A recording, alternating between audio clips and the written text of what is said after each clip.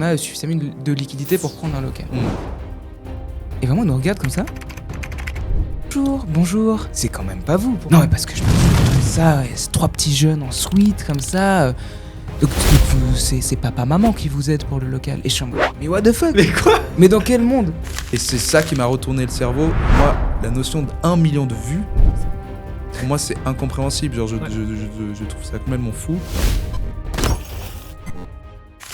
Bonjour à tous, on se retrouve pour le nouvel épisode de MB Podcast. J'ai le plaisir aujourd'hui d'accueillir Laurent et Benoît. Particulier aujourd'hui parce que c'est à la fois des entrepreneurs, mais c'est aussi des amis d'enfance. Et on a un peu grandi ensemble, et nos boîtes aussi. Donc c'est un plaisir de vous accueillir aujourd'hui. Bienvenue à vous deux. Merci beaucoup, merci Mathéo, quel plaisir pour nous aussi. Mais merci de nous retrouver dans ce petit studio. Le cadre est vraiment chaleureux, c'est très très cool. Exactement. Allez, avec les petites petites tasses. talk, ça fait plaisir. Vous êtes créateur de contenu Exact. depuis maintenant 5-6 ans. Ouais, après comment on définit créateur de contenu? Je pense que du contenu on en fait depuis qu'on est tout petit en fait, finalement. Moi c'est mon père qui m'a transmis un peu la passion de la vidéo, parce qu'il avait toujours un caméscope et puis il filmait déjà nos vacances, mais après ce qu'il aimait bien c'était nous mettre en scène. Ok. Donc voilà, on jouait des... En fait il m'a montré énormément de films quand j'étais petit.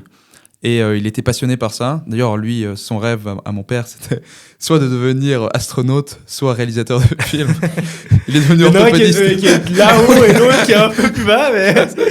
Mais du coup, en fait, il a pratiqué ça. Mais il n'est pas devenu au K2, on est d'accord? Au K2, malheureusement. Mais du coup, il a justement fait ça un peu à côté, en fait. Et il nous mettait en scène. On a refait des James Bond, on a refait... Ouais, on a fait tout plein de petites scènes. Et après, c'est mon frère qui a appris à utiliser un logiciel de montage. Et du coup, j'ai commencé à faire des trucs avec mon frère. Et puis, c'est là où j'ai remarqué que j'avais vraiment une passion pour ça, en fait. Autant pour l'acting, en fait, que la réalisation, que la narration. Donc, finalement, les deux faces, t'appréciais les deux, quoi. Je crois que j'appréciais les deux, mais j'ai toujours été très polyvalent et très intrigué. Du coup, Donc, voilà. Voilà. Création de contenu, en fait, ça fait longtemps qu'on crée des choses, en fait. Et ensemble, en fait, avec Benoît, on s'est rencontrés sur un tournage la première fois. Je faisais partie d'une radio amateur et puis on a besoin de comédiens de qualité. Et on a un ami en commun qui m'a recommandé Benoît. Et on a tourné ensemble et très vite, on s'est pas beaucoup parlé pendant ce tournage, mais c'était fun. Et quelques mois après, en fait, du coup, Julien, notre ami en commun, et Benoît, avaient participé à un appel à projet à la RTS, c'était les fondements de Tataki. Oui. Et ils voulaient monter Tataki. Donc là, on était dans les années 2015, 2016 ou c'était c'était quoi, 2016 2016. 2016, peut-être fin 2015. Le temps qu'ils lancent le process, parce qu'ils voulaient créer Tataki, donc un média qui s'adresse aux 18-25. Mais ils savaient pas exactement, on savait pas comment ça allait s'appeler. Il y avait vraiment zéro, et ils avaient lancé un appel à projet en mode vous êtes jeunes, vous voulez faire des trucs, venez. Et moi j'avais vu passer, mais j'étais tout seul dans ma chambre. Moi j'ai fait je ne sais pas quoi faire. Et Benoît et Julien du coup avaient lancé, ils avaient proposé un projet, et du coup ils avaient un premier contact avec la RTS. Et à un moment donné, je discutais avec mon pote Julien et je dis mais mec, j'ai envie de refaire la vidéo, toi tu fais quoi? Il a fait mais je fais ce truc avec Benoît, viens, c'est Benoît qui réalise les épisodes, vas-y, je lui envoie un texto. Et on discute, et en fait on a commencé à bosser sur le premier épisode. J'ai réalisé un épisode, j'ai joué dans les premiers, enfin on avait l'impression qu'on se connaissait depuis des années. Le premier message de Benoît qui m'envoie, c'est « Salut mec, du coup t'es là, vendredi prochain tu réalises mon épisode ?» Et je suis en mode « Yeah, let's go !» Et depuis on s'est pas quitté, mais ça fait genre 8-9 ans, quoi. Ouais, exactement. C'est fou, ça va vite. Faut quand même remettre dans le contexte que Tataki, en 2016, c'était la période où la première vague YouTube venait d'arriver. Avec les premiers gros créateurs de contenu qui ont un peu disparu aujourd'hui, mais on parle de Cyprien, Norman, Hugo, qui faisaient des vidéos. Et cette première vague était passée, et là on avait ces formats un peu plus sketch. C'était un peu ça à ce moment-là qui fonctionnait. Je pense qu'il y avait peut-être encore plus de place pour la fiction sur YouTube avant. Maintenant, on a un peu perdu ça. Il y avait Studio Bagel, Golden Moustache, qui est moins présent en fait. Et du coup, c'était intéressant parce que justement pour Tataki, au début, on pouvait proposer des projets, puis nous, on a proposé de la fiction en fait. On avait proposé de faire des sketchs. De base, on voulait faire un projet qui s'appelait Et si? Et en gros, on prenait des films ou des séries et on imaginait et si dans Harry Potter, à la place de machin, à la place des baguettes, ils avaient des baguettes de pain par exemple. Et du coup, de faire des petites capsules humoristiques là autour. Et c'est le projet qu'on est allé défendre, en fait. Mais quand, du coup, on est allé à la tour RTS... La première fois, c'était très intimidant, mais c'était incroyable. Et donc, on a proposé ce projet, puis ils ont dit et puis ils ont redirigé le projet sur mais faites un truc plutôt un peu en mode en fait, vous faites des capsules courtes de 2 minutes et c'est juste, vous créez une sorte de narration qui mène à la chute. Et du coup, l'anecdote, c'est que moi, je croyais que notre série allait s'appeler Tataki au début, parce que de base, en fait, c'était Tataku. Comme s'il y avait une chute tout d'un coup, en fait. Et bref, il y a eu des modulations comme ça. Pour que finalement, notre série s'appelle Twist. Et en fait, il y a une narration, puis un twist à la fin, c'est des trucs courts. Et puis en fait, du coup, on est parti là-dedans. Et puis on a réalisé une dizaine d'épisodes, je crois, ou une douzaine. Ouais, 12, un truc comme ça. Voilà. Donc ça, c'était finalement le tout début de la production à vous deux, où vous faisiez à la fois la prod et l'acting directement. Ouais, mais c'était très maison, quoi. On faisait tout. On écrivait. Il y avait plein de potes aussi à Benoît qui étaient sur les prods, mais on faisait tout. On écrivait, on produisait, on montait, on jouait. Ouais. Donc c'était vraiment des petites prods fait maison, mais c'était très très fun. Ouais, non, c'était vraiment très très chouette. Et pour moi, c'était un peu le déclic, Tataki. Ouais. C'était vraiment le déclic de. Attends, moi, j'aime faire de la vidéo. Et là, potentiellement, on peut être payé pour en faire et puis faire des sketchs, enfin faire des trucs fun. Ouais. Et avec la RTS. Avec la RTS. C'est what the fuck. Ouais. Et puis on est méga jeunes là et du coup on est en mode attends, il faut creuser ça, genre c'est incroyable. Si on peut vivre de ça, en fait, c'est notre rêve, quoi. Donc là, vous avez 16 ans, 17 ans J'avais 17, je pense. Ouais, 17, 18. Ouais. Le temps que ça se lance, à la fin du tournage, j'avais 18. Et finalement, entre 17 et 18 ans, on est souvent à cheval entre soit l'apprentissage, soit les études. On se cherche un peu, moi le premier. Comment on arrive finalement à se dire c'est une voie qui est quand même particulière, indépendant et réalisation de vidéos. Mais finalement, j'ai envie d'aller creuser plus loin parce que c'est finalement ce qui me passionne et j'aimerais mettre...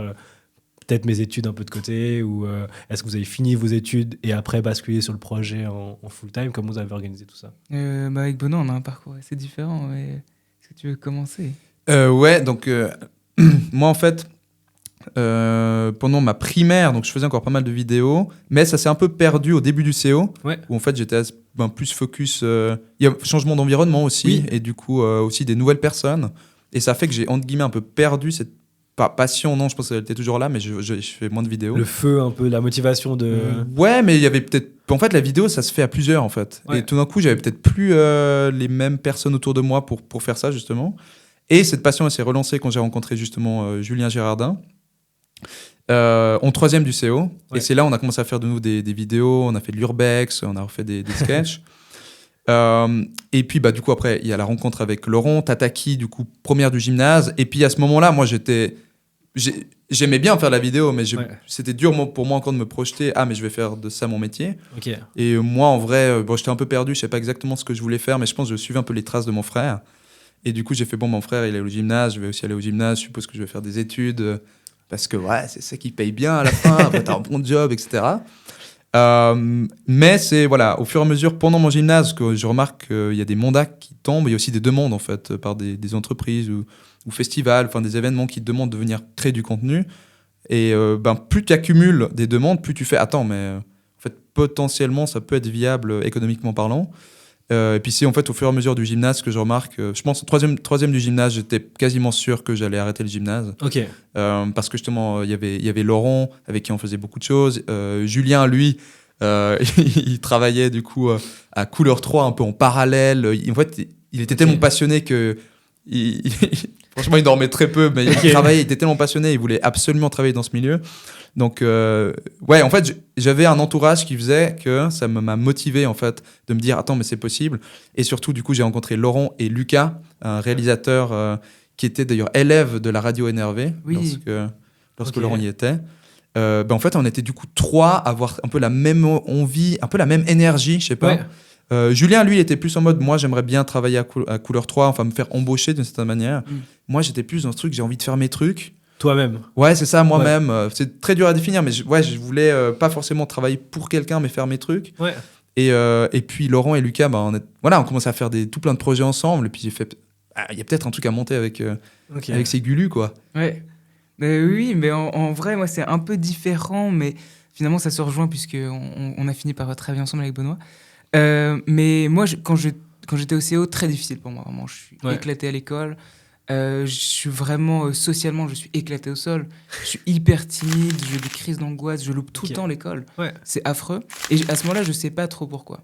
Y a vraiment ce truc de... Je suis pas bien à l'école, mais je sais pas trop pourquoi. Du coup, je vais voir des psys, on m'emmène partout. J'étais diagnostiqué genre autiste à 14 ans. Et du coup, c'était en mode, ok, ben je T'es catégorisé. Je peux mettre une étiquette dessus, trop cool, mais est-ce que ça m'aide vraiment? Pas plus que ça. Et fin de scolarité vraiment genre hyper dur. Et il y a cette fameuse question de qu'est-ce que je veux faire plus tard. Je suis pas très doué à l'école, donc forcément la voie des études elle se limite. À ce moment-là, je loupe beaucoup l'école, et donc forcément je vais voir l'orienteur et je dis bonjour, qu'est-ce que je peux faire? Et on me dit ben ça va être chaud de faire un apprentissage parce que vous venez pas beaucoup à l'école. Et je suis en mode qu'est-ce que je vais faire de ma vie? Et à ce moment-là, au CO, on avait une radio amateur. Oui. Et c'était vraiment trop cool. Ça s'appelait Radio Énervé. Vous pouvez aller checker, ça existe encore. Il y a de super élèves. C'est vrai que ça existe encore. Ça existe encore. Ils ont un super studio. Ils ont continué le. Ouais. Magnifique ça. C'est trop cool. Bah, en fait, on est arrivé dans les premiers. Et là, maintenant, il y a un vrai studio avec un fond ouvert. C'est exceptionnel. Mais vous irez regarder. Et du coup, trop cool. Vraiment découverte pour moi. Je suis en mode. Déclic. What the fuck. C'est ça. J'avais fait comme Benoît dans mon enfance de la vidéo. Je prenais comme ça le premier Nokia de mon papa qui filmait. J'allais filmer des trucs. Je faisais des courts-métrages. Mais là, de fait dire, il y a plein de gens et on s'en fout si on est en PG, on s'en fout qui est dans quelle section. On se rejoint tous autour de la radio, de la création. Et en fait, on se rend compte qu'il n'y a pas vraiment de niveau. Il y a juste des gens qui ont envie de faire des trucs, qui sont motivés et qui se donnent les moyens de faire des trucs. Donc, trop cool. C'est là où je rencontre notamment Julien. Et Julien fait partie des gens les plus motivés. Donc je suis en mode tellement cool. Il y a un gars, il vient pas seulement les mercredis à midi bosser, il est prêt à bosser le soir, le week-end et tout. Et donc très vite, on fait des vidéos sur notre temps privé pour la radio. C'est là où je rencontre Benoît. Et fin de scolarité trop cool. Sauf que moi j'arrive à la fin, je suis en mode j'ai fini mon CO, donc j'ai fini la radio. Je ne sais plus quoi faire de ma vie. Je suis éclaté à ce moment-là, vraiment grosse dep. Je pars à l'assurance vraiment très vite. Vraiment, je suis un peu au fond du gouffre et la seule chose qui m'anime dans ma vie, c'est la création. Et donc, je contacte Julien en mode Julien, j'ai envie de faire des trucs, mais là, je suis un peu tout seul et ça te dit qu'on fasse des trucs. Et c'est là où, en fait, il me plug sur le projet Tataki. Et c'est trop cool. Et en parallèle de ça, moi, je reviens de temps en temps à la radio donner des petits coups de main. Et du coup, je rencontre des nouveaux élèves. Et il y a un élève qui est super motivé qui s'appelle Lucas. C'est le fameux Lucas réalisateur. Et donc, je suis un peu son maître, son moniteur de radio. Et on a fait, je crois, un 48 heures avec Lucas. Donc, les 48 heures, il y a des événements comme ça où plein de cinéastes se retrouvent et en 48 heures, tu dois faire un film. Souvent, tu tires des trucs au hasard, donc genre une thématique, ça peut être western, comédie musicale, film d'auteur ou n'importe. Tu tires genre des personnages, des répliques, et puis tu as 48 heures pour faire ton film. C'est-à-dire, tu l'écris, et tu dois le rendre sur une clé USB après 48 heures. Donc monter vidéo. Monter, export compris et tout. C'est le marathon. Exact. Vraiment, c'est affolant. Réalisateur, quoi. C'est affolant, mais l'avantage, c'est que tu connais, des fois qu'on fait des vidéos, tu mets 6 ans à les monter. Bien sûr. Tu procrastines. Là, t'as 48 heures. Donc tu sais que tu vas être crevé, mais tu sais qu'à la fin, t'as ta vidéo. Et ça, c'est trop cool. En vrai, je recommande. Là, avec Lucas, c'est super bien passé. Et du coup, on a commencé à faire des petits projets ensemble. On a fait un moyen-métrage aussi pour la fête des vignerons. Où c'était trop cool. C'était un peu notre premier projet tous les trois avec Lucas. Où ça s'est bricolé. À la base, ça devait être une petite vidéo. Et finalement, ça a pris une ampleur un peu plus gargantuesque. Et à la fin de ça, vraiment, c'était fou. Il y avait genre une 30aine de personnes qui ont participé au projet. Enfin, c'était notre premier gros projet. Et à la fin, je sais qu'avec Benoît, on discutait un peu de ce truc de... T'imagines un jour, on monte une boîte de prod. T'imagines un jour, on fait un truc et c'était en mode what the fuck. Quand on aura 30 piges, on fait ça. Et à la fin de ce projet, on a dit mais en vrai, let's go. Tentons un truc. Et après ça, très vite, c'est là où on a lancé Studio Abstrait, donc notre première boîte de prod. Et là, effectivement, comme l'a dit Benoît, il y avait tout d'un coup ce truc de... On a fait des projets cool. Ça a eu un peu un écho où les gens partageaient. Et il y a des petites entreprises de la région qui sont venues toquer à notre porte et qui ont dit hey, mais on a vu votre court-métrage, on a vu vos trucs. Trop cool. Est-ce que vous pourrez aussi réaliser un truc drôle ou un truc un peu dans votre vibe pour nous et on vous paye. Attends, donc c'est ça, on va faire un truc cool avec notre patte et vous allez nous donner de l'argent. Vous allez où l'arnaque Et c'est là où on se dit, let's go. Ouais. Ah, c'est fou. Mais est-ce que du coup, vous avez l'impression d'avoir fait un chemin normal, entre guillemets, où vous n'avez pas eu l'impression de sauter des étapes, dans le sens où... moi-même, avec mon agence de marketing digital, l'expérience, on l'a acquise sur le terrain, en faisant qu'on apprend. Et en fait, quand on débarque dans une salle de réu aujourd'hui et qu'il y a 10 réalisateurs qui ont tous fait 1000 études et produit plein de choses, et toi, tu débarques juste avec l'expérience terrain, bah, tu as quand même ce petit syndrome de l'imposteur qui te dit « Qu'est-ce que je fais là ?» Alors, de mon côté, en fait, dans le milieu créatif, en fait, moi, j'ai toujours eu cette pensée que factuellement, ce qui est important, c'est ce que tu as fait. Donc, tu dois être capable de montrer des choses, en fait. Et on m'a jamais demandé une seule fois de montrer un papier quelconque, en fait. Mais pourquoi ? Parce que tes preuves, c'est ce que tu as fait. Avoir fait des études et de connaître l'histoire du cinéma, ça va pas forcément faire que tu vas faire des meilleurs b-roll, que tu vas faire de meilleurs sketchs, de meilleures narrations, etc. Donc, je trouve qu'on a un milieu où, en fait, faut prouver et faire ses preuves. Et en effet, on apprend en allant sur le terrain. Moi, c'est ça, toute mon expérience vient de là, en fait. Ouais, clairement, ouais. C'est en faisant un court-métrage, en remarquant, il est nul. Mais pourquoi ? Parce qu'en fait, on a fait ça comme ça, on a fait ça comme ça. Bon, la prochaine fois, on fera mieux. Et vraiment apprendre par l'expérience, pour moi, dans ce domaine, c'est essentiel, quoi. Je pense, là, dans le monde de la réal, j'ai l'impression que les réals ont des parcours un peu différents. Il y a des gars de 40 piges qui étaient caissiers, et tout d'un coup, ils ont fait, mais j'en peux plus, vas-y, je fais mon premier film et je me lance. Là, je pense où on est plus souvent, les gens nous disent, mais what the fuck ?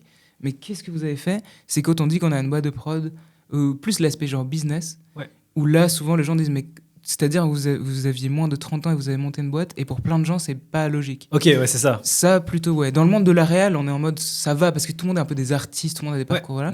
Mais dans le monde de l'entrepreneuriat, je pense plus. Ou alors, il y a des petites anecdotes un peu marrantes. Quand on a pris notre premier local, forcément, on fait des visites immobilières. Et souvent, ça s'est passé très bien. Et une fois, on a visité un local, genre à Talence. Et il y a un agent immobilier, il arrive comme ça. Et d'habitude, je suis souvent en chemise. Là, j'ai mis un sweatshirt. Voilà, je le confesse, c'est très rare. C'est genre 2 fois dans l'année. J'avais un sweatshirt, Benoît avait un sweatshirt, et Lucas avait aussi un sweatshirt. On était les 3. On visite, et on arrive dans la petite voiture de Benoît, comme ça. À ce moment-là, notre boîte, on est au début. Mais début, quoi. C'est le début. C'est le début, mais on a quand même genre une petite année dans les pattes, et on a suffisamment de liquidité pour prendre un local. C'est pas un big local, on parle d'un local, le loyer, c'était genre entre 500 et 1000 balles par mois. C'était chill encore. Et du coup, voilà mes premiers gros investissements. Et on visite, et vraiment, le gars, on est sur le parking, et vraiment, il nous regarde comme ça. On le regarde, et on est en mode bonjour. Et vraiment, le gars fait. Est-ce que c'est vraiment eux, quoi? C'est eux? Ces 3 jeunes là qui arrivent. Je suis en mode, qu'est-ce qui se passe? C'est quoi? Il fait, bonjour. C'est quand même pas vous pour le. Ah ouais? Je suis en mode, si, c'est nous. Ah ouais. Et là, on voit, il est un peu cringé, mais on sait pas trop pourquoi. Okay. Et là, il sort cette phrase affreuse. C'est vraiment. Non, mais parce que je me dis quand même ça, c'est 3 petits jeunes en suite comme ça. Donc c'est papa-maman qui vous aide pour le local. Et je suis en mode, mais what the fuck? Mais quoi? Mais dans quel monde? Et il y a le propriétaire qui est là à ce moment-là. Okay. Et le propriétaire hyper chill. Et il nous dit, effectivement, vous êtes jeune, peut-être il va falloir avancer genre 6 mois de loyer. Mais si vous avancez les 6 mois et on grappille sur ces 6 mois, c'est pas ils sont bloqués, c'est juste pour prouver que vous pouvez. Et on est en mode, pas de souci. Et le gars, il est vraiment en mode, donc papa, maman, c'est cool, papa, maman, vous êtes. Non, mais arrête avec ça. Quoi, les enfants français, genre. Laisse mes parents tranquilles. Wow, okay. Et du coup, je sais plus, on nous demande, oui, vous avez des extraits des poursuites et machin, des extraits de compte. On est en mode, oui, on peut vous fournir tout ça. Et je discute avec le propriétaire, il me demande ça, et je suis en mode, oui, bien sûr. Et le gars, vraiment, a cette réplique qui m'a troué la cervelle pendant des années. Il fait vraiment, oui, donc là, on vous demande des extraits de comptabilité, mais j'imagine que chez vous, vous êtes jeune, la comptabilité, c'est anecdotique. Et je suis en mode, mais mec, mais d'où ce jugement comme ça? On n'a pas discuté. Et vraiment, genre, cette visite était affolante parce qu'il y avait vraiment genre des pics tout le temps. Et c'était vraiment en mode... Pas agréable, quoi. Les potes, qu'est-ce que vous faites? Vous faites du business? Vous avez 6 ans et demi, arrêtez. Et ça, j'ai trouvé fou parce que dans ma tête, je suis en mode, on peut payer le local, on a les preuves de vous montrer qu'on peut les payer. Arrête de nous coller des étiquettes avant même qu'on ait discuté ensemble. Mais je pense que ça, c'est vraiment le... Et je sais pas si c'est culturel en Suisse. Je sais pas. Honnêtement, je sais pas.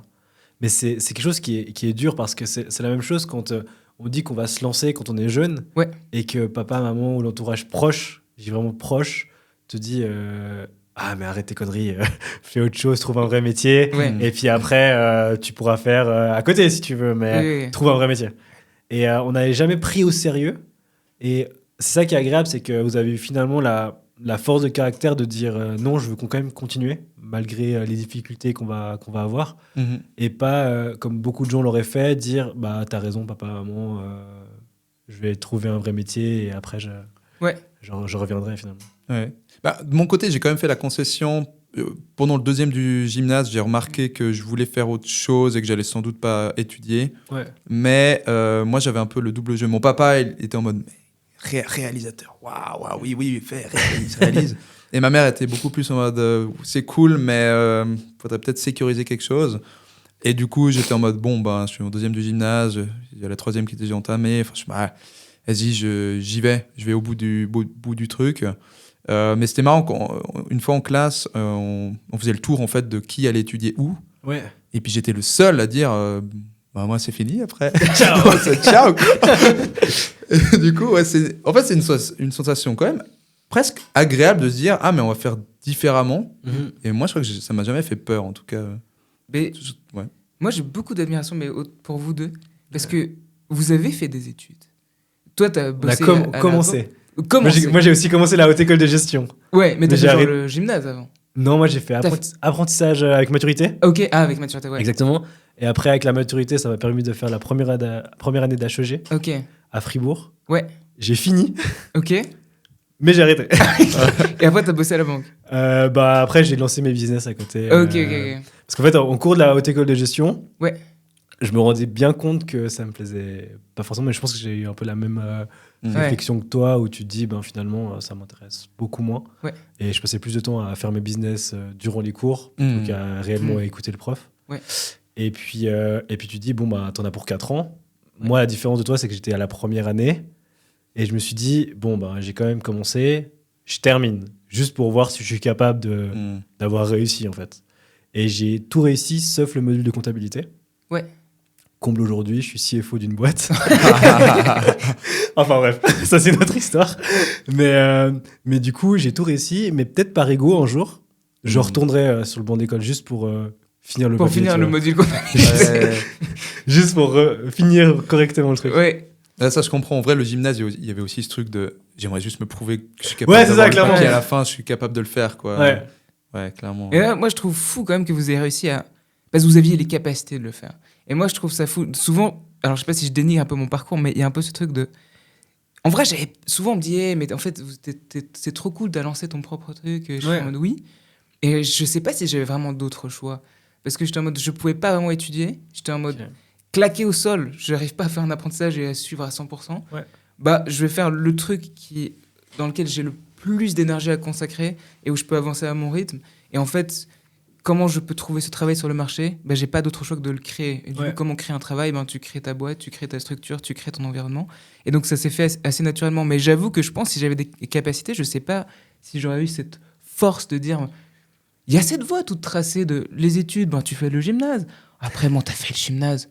Tous les potes, ils vont à l'uni. Je sais pas encore trop ce que je vais faire. Moi, je fais l'uni. Ah, punaise, lui, il va faire cette école. Vas-y, je fais. Ah, mais j'ai un emploi. Vas-y, je vais dans l'emploi.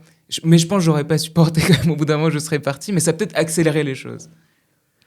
Moi, je trouve que, en effet, il y a ce fameux parcours tout tracé que tout le monde connaît, qui est CO, après collège et uni. Et je pense réellement que, moi, j'ai refusé. Moi, j'ai ce côté collège au CO, en fait. Quand, en pré-gymnasial, vous allez où ? Tout le monde va au collège. Et nous, on était 2 à faire un apprentissage. Ok. Dans la classe. Et du coup, j'ai déjà eu ce truc très tôt de me dire, moi, je veux aller en apprentissage bancaire. Ouais. Je voulais vraiment travailler et voir d'autres gens que des étudiants. Ouais. Parce qu'en fait, moi, c'est pas que j'aime pas l'école, mais le fait d'apprendre et du bourrage de crâne, ça, j'ai vraiment de la peine. Ouais. Et ça, depuis toujours, j'ai eu ce problème-là, où j'avais de la peine à apprendre des règles juste pour un examen. Oui. Et après, c'est ciao. Ouais, exactement. ça, j'arrive pas. Donc, j'ai eu ce truc assez tôt de me dire, les études, le collège, ça va être un effort pour moi. Je vais pas prendre du plaisir comme certains qui pouvaient juste ouvrir un livre et ils faisaient leur résumé puis c'était réglé. Ouais. Moi, c'était un effort pour moi d'apprendre. Donc, finalement, je suis parti sur un truc totalement pratique. Et en fait, en apprenant, moi, je sais que je suis meilleur que juste en lisant un livre, quoi. Mais en vrai, pareil, pour moi, c'est un peu le grand souci de l'école. C'est que tu apprends à faire des trucs, mais tu sais pas pourquoi tu dois les faire. Ouais, il y a un manque de sens. Ouais. C'est ça. Ouais. Pareil, je suis éclaté en maths et en français. Aujourd'hui, dans les boîtes, c'est souvent moi qui gère un peu l'admin. Je suis en mode, mais what the fuck? Mais alors que je sais pourquoi je le fais. Parce que ça fait tourner la boîte, parce que ça aide à développer un truc que j'ai envie de faire.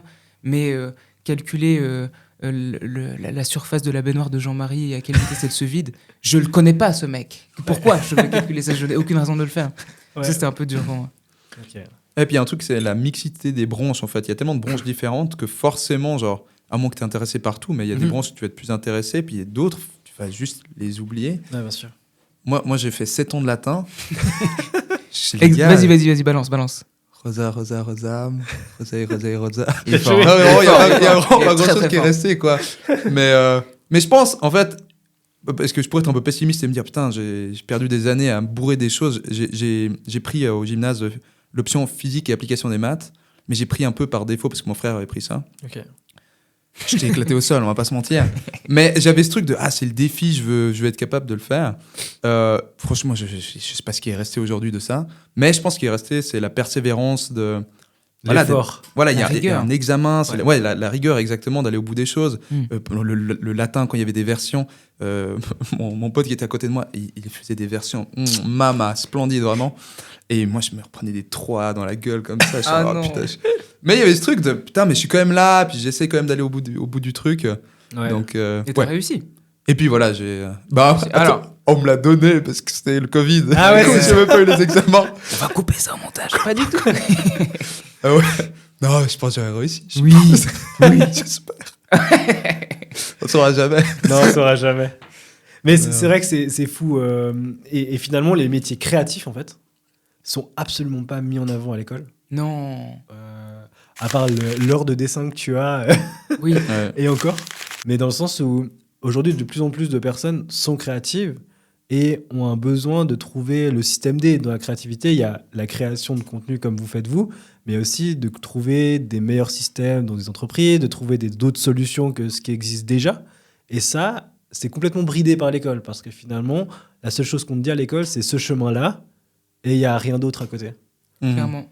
Et donc toi, tu arrives à 16 ans, 18 ans dans la vie active, et tu te dis, bon, on m'a toujours dit que c'était ça, et on t'oublie un peu de réfléchir différemment. Ouais, même le côté entrepreneurial, en fait... En Suisse, on a beaucoup de chance. Créer une boîte, et qui plus est une raison individuelle, c'est hyper simple. La première chose à faire pour créer une raison individuelle, c'est commencer l'activité. Ouais. C'est le meilleur des cadeaux. Et moi, je suis un petit peu déçu, c'est vrai qu'à l'école, on n'en parle pas, parce qu'il y a souvent ce truc de les gens qui créent une boîte, ils lâchent tout. Ok, ils ont un appart, ils envoient valser l'appart, ils dorment dans la rue pendant 6 mois, et peut-être que ça marche un peu. Oui, mais c'est pas que ça. Il y a plein de gens, et t'en es le meilleur exemple, qui ont dit je veux faire un truc. Vas-y, je lance mon truc en parallèle. C'est hyper dur parce que jongler avec plusieurs choses, c'est très compliqué. Mais c'est possible. Et ça, si ça fonctionne, si ça me plaît, à un moment donné, je peux lâcher. Et oui, je prends un risque. Mais le risque, il est maîtrisé parce que ça fait quand même plusieurs années que j'ai mon truc. Donc, c'est pas que je pars de zéro. J'ai quand même de la bouteille, j'ai des clients, j'ai des process qui sont rodés. Et en fait, je me dis, mais c'est fou parce qu'il y a plein de gens... on a des potes aussi qui ont commencé au gymnase à créer leur réseau individuel. En fait, c'est possible. Ouais. Et je le recommande fois 1000 parce que tu te fais la patte et tu prends pas trop de risques. De toute façon, tu es aux études. Bien sûr, ouais. Et tu peux déjà te faire la patte. Et je trouve finalement que c'est le meilleur moment pour se lancer parce que souvent, on est encore à la maison. Oui. Et du coup, il n'y a pas de charge... Il n'y a pas toutes ces charges additionnelles que tu peux arriver quand tu arrives en début de vie active. Oui. Le loyer ou les assurances ou autre. Tout ça, c'est en général le foyer familial finalement.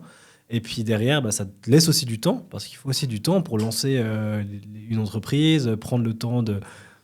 déjà, c'est quoi une assurance sociale, c'est quoi l'AVS, c'est quoi la TVA. Et quand tu arrives là, tu fais ta première boîte, puis ta deuxième boîte, tu as l'impression d'avoir déjà un chemin qui est tracé, où tu sais qu'il faut faire attention à certaines choses, et ça va beaucoup plus vite finalement. Clairement. Et puis dans les métiers créatifs, c'est vrai que tu disais, il n'y a pas beaucoup d'exemples. C'est vrai. J'avoue que j'avais un profil très créatif. Et je me souviens un jour, vraiment, j'étais chez l'orienteur et on m'a donné genre un jeu de cartes où je devais trier comme ça. Il y avait des photos de gens qui faisaient leur métier. Okay. Et je devais dire peut-être, j'aime pas, ou alors ouais, j'adore. Okay. Et moi, je sais, ok, c'est vraiment un truc où après, ils vont faire des calculs et voilà. Et en fait, pas du tout. Ils ont juste pris les cartes que j'avais mis dans c'est cool et ils ont fait, alors c'est ces métiers que tu veux faire. J'ai fait super les textes. Et du coup, il y avait un gars sur scène et je sais plus les autres ce que c'était.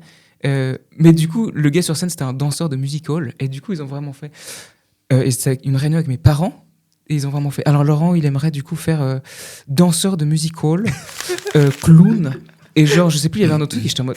Donc vraiment, vous avez littéralement pris les cartes et vous avez dit, Laurent, il veut faire ça. Super. Quel système. Et du coup, je suis en mode, ok, qu'est-ce que vous proposez en fait? Écoutez, en Suisse, il n'existe pas vraiment. Il y a une école de clown, je crois peut-être en Valais, mais c'est voilà. Et j'étais en mode, super. C'est-à-dire que comment je dois faire mon métier si j'ai rien? Ok, super. Donc ouais, c'est un peu dur. Okay. Mais ça force à la débrouille aussi d'aller regarder un peu et de juste faire tes trucs et dire, vas-y, je tente. Et finalement, ce moment où je tente, c'était ce fameux Tataki, enfin le premier gros mandat que vous avez eu, ou bien vous vous êtes dit, d'abord on fait plein de choses pour nous, et ensuite après on publie en public finalement. Pour moi, Tataki, c'était même pas forcément un je tente. Pour moi, c'était juste trop cool, on fait. Ouais, c'est l'opportunité de what the fuck. Le je tente, pour moi, c'était il y a Laurent, il y a Lucas, ils sont motivés, viens, on fonde une boîte, c'est-à-dire après le gymnase. Ouais. Il n'y a rien à part ça, quoi. Ouais. Okay. Ça, pour moi, c'était un jeu tente. Et le deuxième jeu tente qu'on a fait, donc c'était... en fait, on faisait quand même pas mal de corpo. Ouais. Donc, on était une boîte de prod relativement classique, en fait. Donc, genre, t'as un client, il vient, il veut une vidéo pour son entreprise, on fait la vidéo. C'est ça. Okay. Moi, en fait, je faisais beaucoup de cadres et de montage à ce moment-là. Mais le deuxième jeu tente qu'on a fait, c'est... Mais en fait, est-ce que sur plusieurs années, on se voit faire ça ? Et on avait beaucoup d'envie de fiction, qu'on avait fait beaucoup à l'époque, mais pour le plaisir. Il y avait Tataki, il y avait quelques mandats un peu cool comme ça, mais on s'est dit, mais nous, on aimerait développer ça. Et le gros jeton qu'on a fait, c'est, vas-y, on développe nos réseaux sociaux, on développe un binôme comique. Ouais. Et là, du coup, on s'est dit, pour développer ça, on va mettre des choses de côté. Okay. On va être focus. Et entre guillemets, on fait un sacrifice, mais parce qu'on veut rediriger un peu notre activité. Et puis c'est cool parce que ça a payé, mais parce qu'il y a eu ce sacrifice on publie une vidéo par jour. On faisait que ça, on était vraiment ultra focus. En vrai, effectivement, c'était vraiment en fin d'année. On avait eu un premier mandat aussi quand on a fondé notre boîte de prod avec le 20 minutes. Oui. Où, en fait, on a participé à un concours et on a gagné ce concours. On a tout mis. On a mis toutes nos forces de prod, on a tout mis, on a mis de l'argent, on a mis du temps, des heures de sommeil qu'on a sacrifié. Et trop cool, et ça débouchait sur un mandat avec le 20 minutes où on allait couvrir les festivals. Ouais. Et c'était un de nos plus grands mandats aussi à cette époque. Okay. Et du coup, on s'est dit, mais attends, mais trop cool, ce mandat, il est trop cool à faire. Et en plus, il est bien payé. Ouais. Par rapport à ce qu'on faisait à l'époque. Maintenant, donc c'est le premier finalement où vous dites, on est bien payé pour ce qu'on aime faire.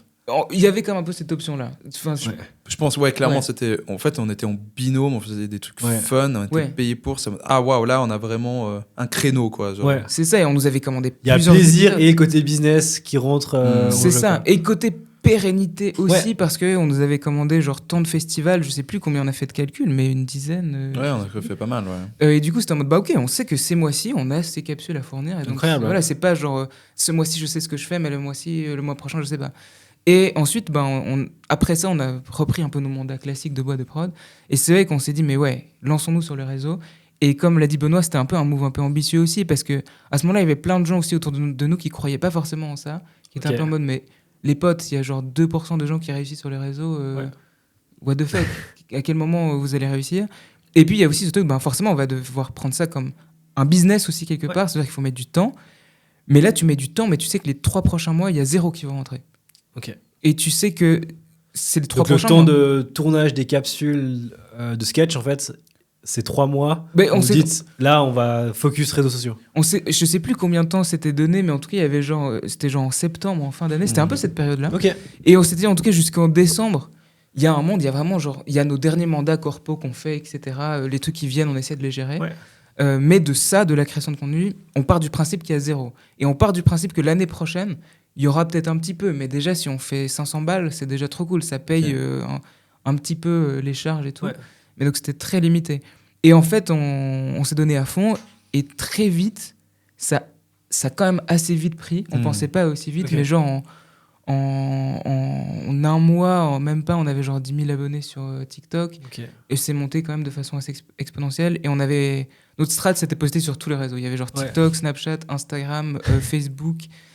partout. Et vraiment partout. Ah ouais, et c'était assez marrant parce qu'au début, ça a pris sur TikTok. Et ça prenait pas du tout sur YouTube. Sur YouTube, il y avait des vidéos qui avaient genre donc 0 vues. En short.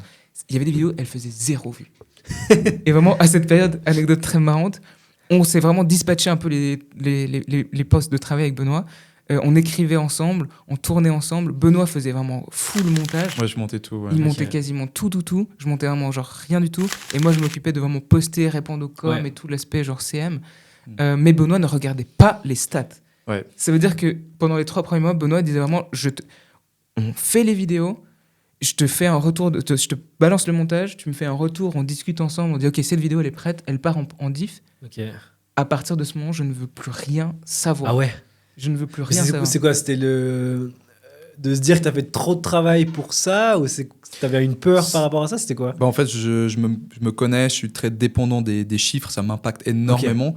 Moi, je suis le genre de gars, et ça me fait un peu chier, mais genre, je peux aimer une vidéo que je produis, je peux la mettre sur le net, elle ne marche pas, je vais faire « Ah, mais en fait, elle n'était pas si bien ». Et c'est horrible, tu vois, d'être autant impacté par le retour du public. Et j'ai un problème avec ça. Et du coup, là, j'étais en mode « Mais j'ai un projet que j'ai envie de faire et je veux surtout pas être démotivé.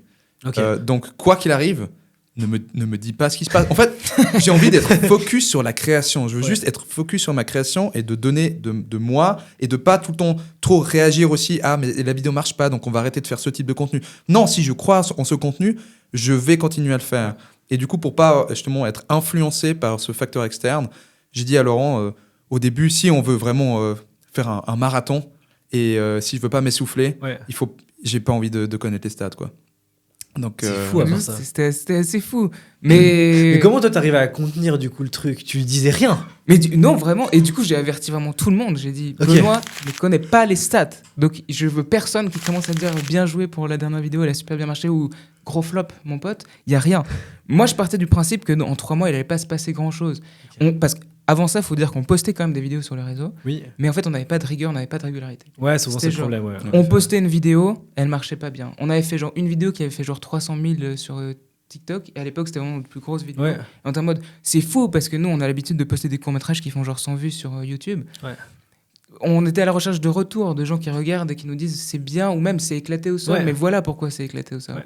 Et là, il n'y avait personne. Donc le fait d'avoir 300 000 vues sur une vidéo et des gens qui commentent, c'était trop cool. Et donc là, on s'est dit, vraiment, on va avoir la rigueur de poster régulièrement. Mais non, c'était assez dur parce qu'en fait, ça marchait très vite. Et du coup, très vite, il y avait des gens qui étaient en mode trop cool vos vidéos, quoi, vous avez gagné 5000 abonnés aujourd'hui, c'est affolant. Et j'étais en mode, ne dites rien à Benoît. Et toi, c'est à quel moment? T'as vraiment attendu 3 mois? Et je crois, mais je crois que t'as attendu plus, il me semble, c'est genre en février que je t'ai donné. Donc de novembre à février, 4 mois. Ouais, 4 mois, et ils savaient pas. Mais en fait, il y avait tellement ce truc, c'était en mode, on écrit, on tourne, on monte, et puis j'étais focus là-dedans, on crée du contenu, et puis on était dans notre jus comme ça. Mais vous aviez cette bulle, ou bien quand vous sortiez au resto, par exemple, vous vous reconnaissez? Parce qu'à un moment ou à un autre, il y a quand même ce truc où tu sors, c'est vous qui faisiez des sketchs sur les réseaux. Alors, je pense dans cette période, pas trop, mais aussi... Alors, c'était l'hiver. C'est vrai qu'on a un petit local à 100 salles, comme ça, dans une zone industrielle, et c'est un peu perdu. C'est tac. Exact, donc on passait de chez nous... et donc, c'était marrant, parce qu'effectivement, on faisait des millions de vues sur Internet, mais on était dans un petit local perdu. Et donc, il n'y avait pas vraiment ce truc de... Je pense, à tout le monde, si on était au centre de Lausanne, ou dans une grande ville, à Genève, ou Zurich, peut-être plus facilement. Mais donc là, non, qu'on fasse une vue ou 150 000, ça changeait rien. Ça changeait pas grand-chose de notre quotidien. Ok. Et toi, quand t'as appris du coup ce... C'est vraiment genre un point sur l'agenda où c'était vraiment la révélation. Ah vraiment, c'était noté la révélation de l'agenda. Mais je crois qu'il n'y avait pas une notion où tu devais me dire, genre quand on arrivait au... Il y a eu un drop. Il y a eu un drop. C'était vraiment... parce que je disais à Benoît, tu es sûr, je lui faisais des petits checkpoints. On est d'accord, je te dis toujours rien. Et Benoît, il m'a dit, la seule chose que j'aimerais savoir, c'est dis-moi si un jour on passe les 10 000 abonnés sur YouTube. Sur TikTok. Et du coup, j'ai fait, ok. Benoît, ça fait 2 semaines qu'on a passé. Et ça faisait 2 semaines, mais ça arrivait très vite. Ça arrivait vite, c'est vrai. C'était l'algo, il était frais. Hein, oui, on était encore juste à la dernière période où il était encore très frais. C'est la fin de la belle époque. Ouais. On arrive à la fin. Heureusement qu'on a commencé à ce moment-là. Ouais, en vrai, je pense que ça nous a pas mal aidé. Non, mais quand j'ai découvert les chiffres... Alors, c'est trop vicieux, mais j'ai toujours eu cette mentalité de... En fait, ça allait, pour moi, dans ma tête, ça allait marcher, en fait. Ouais. Pourquoi ? Parce que je donne tout. je croyais en ce binôme. Ouais. Et du coup, et justement, il y a ce truc de, en fait, j'ai pas envie de me détruire, donc je vais pas regarder les stats. Donc tout ce que j'ai à faire, c'est d'écrire, tourner, monter. Voilà. Si je fais ça assez longtemps, forcément ça marche dans ma tête. Ouais. À aucun moment, c'est impossible que ça fail en fait. Ouais, mais c'est que dans notre binôme, c'est un peu marrant parce que moi, je suis souvent le gars en mode What the fuck, ça fonctionne. Et il y a Benoît qui fait je le savais, c'était juste une question de temps. Mais ouais, ok. Mais Benoît, il est un peu dans un mindset. L'ambiance, non. Mais c'est un peu en mode forcément, Laurent, forcément. En fait, pour moi, c'est pas une question de grossette, c'est juste une question de. En fait, si tu appliques et que tu te donnes assez d'énergie, assez de temps, pour moi, ça doit marcher en fait. Ouais. Mais toi, il y a un monde pour toi où tu te dis que tu fais ce même travail-là, vraiment à fond.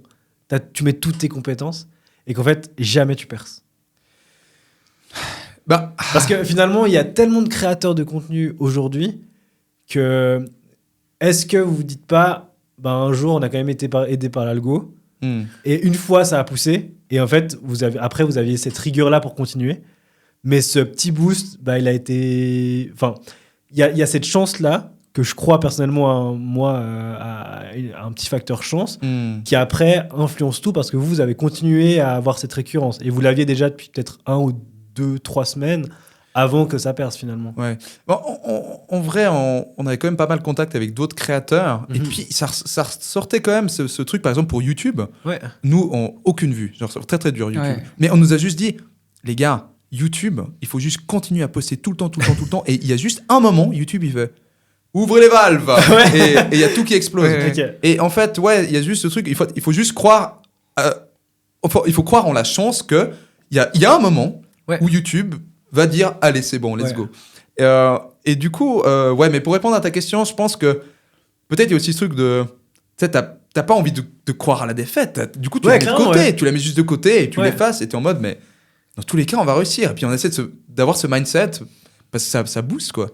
Moi, j'ai toujours... Tu vois, il y a ce côté-là où tu as fait presque un sprint, tu vois. De monter et tout ça. Ouais. Et en fait, un sprint, c'est pas un marathon. Enfin, le sprint, c'est hard, tu vois. Je pense que tu n'as pas beaucoup dormi durant ces heures de tournage et tout ça. Ouais. Ça a peut-être duré 3 mois, 4 mois.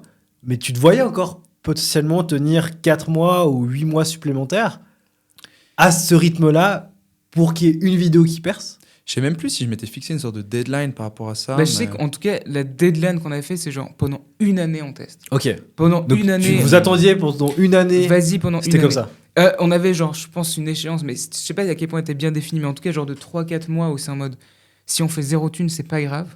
Okay. Genre on met de côté, voilà, on avait assez pour payer genre le local et toutes nos petites charges. Ouais. On roulait clairement pas sur l'or, mais on pouvait. Mais du coup, on se laissait 1 année pour créer du contenu. Okay. Mais après, je suis tout à fait d'accord que pour moi, il y a de toute façon un facteur chance. Que ça soit l'algorithme, que ça soit genre une rencontre, que ça soit tes relations, oui. Mais effectivement, je pense que plus tu mets des choses de ton côté, plus tu bosses, plus tu es juste prêt à accueillir l'opportunité. Clairement. Ouais. Si tu te mets en costard-cravate et que tu vas toquer à la porte de plein de banques pour aller chercher du travail, le jour où il y a une porte qui s'ouvre, mec, t'es prêt. Ouais, clairement. T'es prêt. Mais ça peut durer 2 semaines, 3 semaines, 3 ans, 4 ans, ça dépend. Ouais. Donc ça, c'est sûr, ouais. Et du coup, là, ce duo des infiltrés, donc il a percé, hein, finalement. Là, à ce moment-là, c'est vraiment où on a percé genre, avec nos propres contenus sur le net, sur nos propres plateformes, enfin sur nos propres présences, ouais. C'est là où ça a commencé, ouais. Et ça fait quoi, finalement, de se dire, là, c'était pas un mandat externe, c'est vraiment votre bébé, en fait. C'est ce que vous avez créé à vous, ça vous appartient, il n'y a personne qui vous l'a commandé. Alors, il y avait ce côté 20 minutes qui est arrivé avant, avec la tournée des festivals. Mais là, l'écriture, c'est vraiment vous de A à Z, comme le tournage et le montage. Et finalement, c'est votre bébé où vous dites « Ah là, c'est notre projet qu'on a fait ». Ça fait quoi, finalement, en tant que créateur de contenu, d'avoir trouvé sa propre identité là-dessus, finalement ? Alors moi le truc qui me parlait pas mal, c'était bon, on a monté une boîte de production audiovisuelle, on est indépendant, mais on est dépendant de clients en fait et de notre prospection, etc. Là, j'ai vraiment senti ce truc de à nous deux avec nos petites mains là, on est capable. Il y a les plateformes évidemment, si il n'y avait pas les plateformes, c'est pas possible. Sûr, oui. Mais ok, il y a les plateformes, mais c'est nous deux quand même, voilà.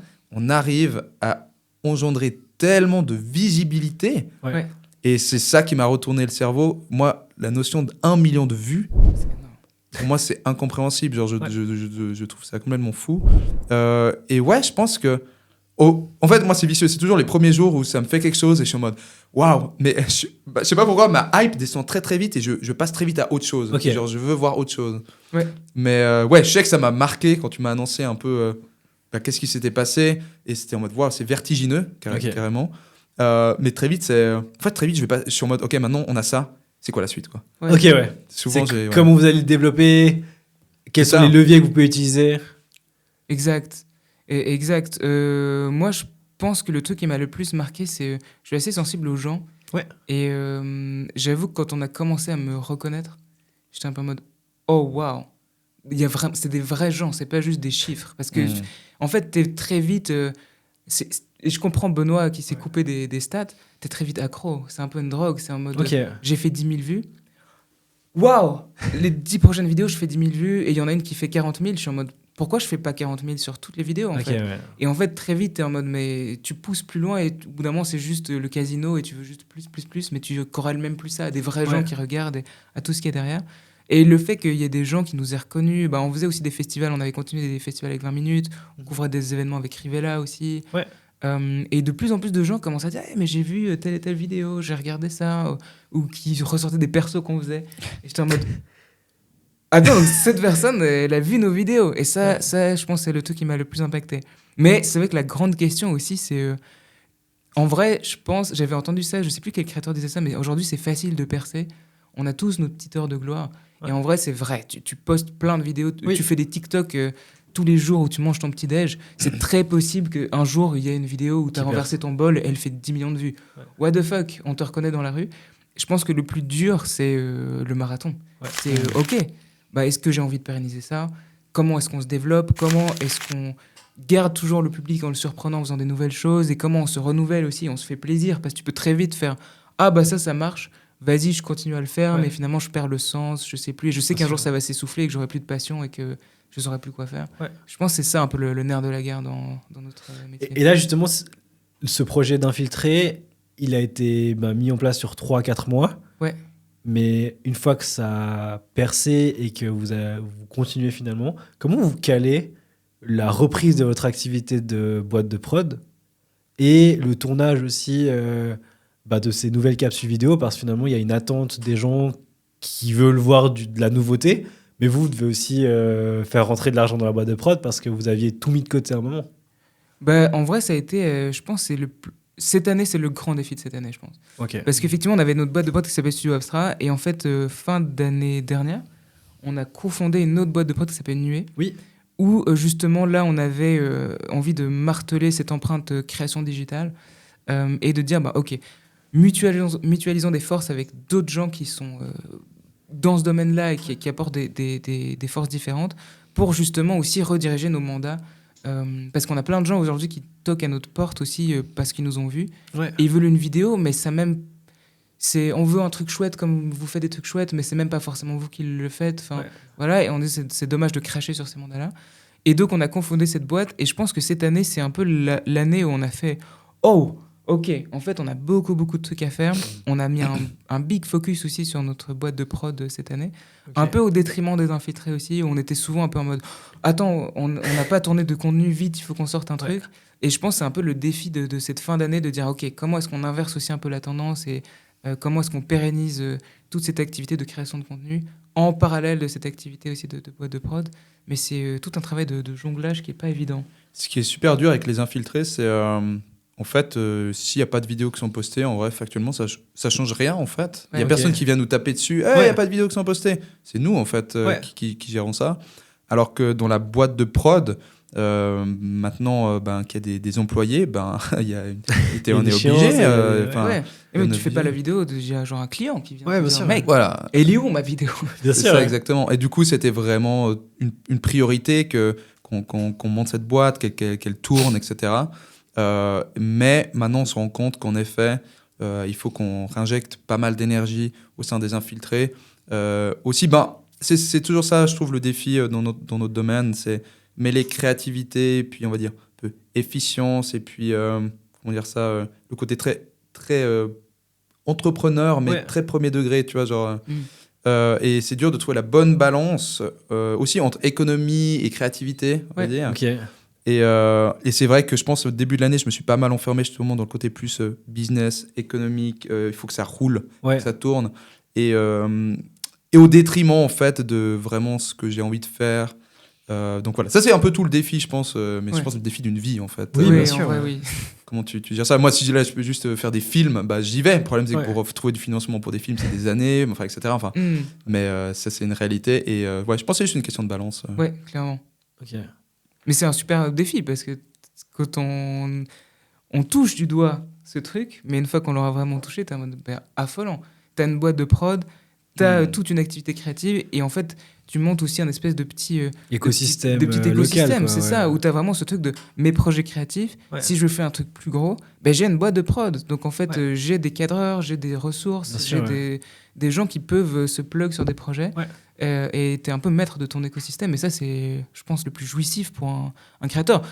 Nous, ce qui nous a beaucoup aidé aussi pour cette période de 3 mois où on créait du contenu, c'est qu'on a fait beaucoup de vidéos, par exemple, sur fond vert. Oui. À ce moment-là, on avait genre un local, des Light Pro, forcément du temps, mais genre des cams, des ordinateurs, des logiciels de montage, des plugins. Enfin, on avait une boîte à jouets géante et on pouvait juste jouer avec. Bien sûr, Et on n'était pas genre, ok, on a genre juste un iPhone et puis on y va. On aurait pu, clairement. Bien sûr, mais on avait cette chance-là aussi et on aimerait continuer là-dedans.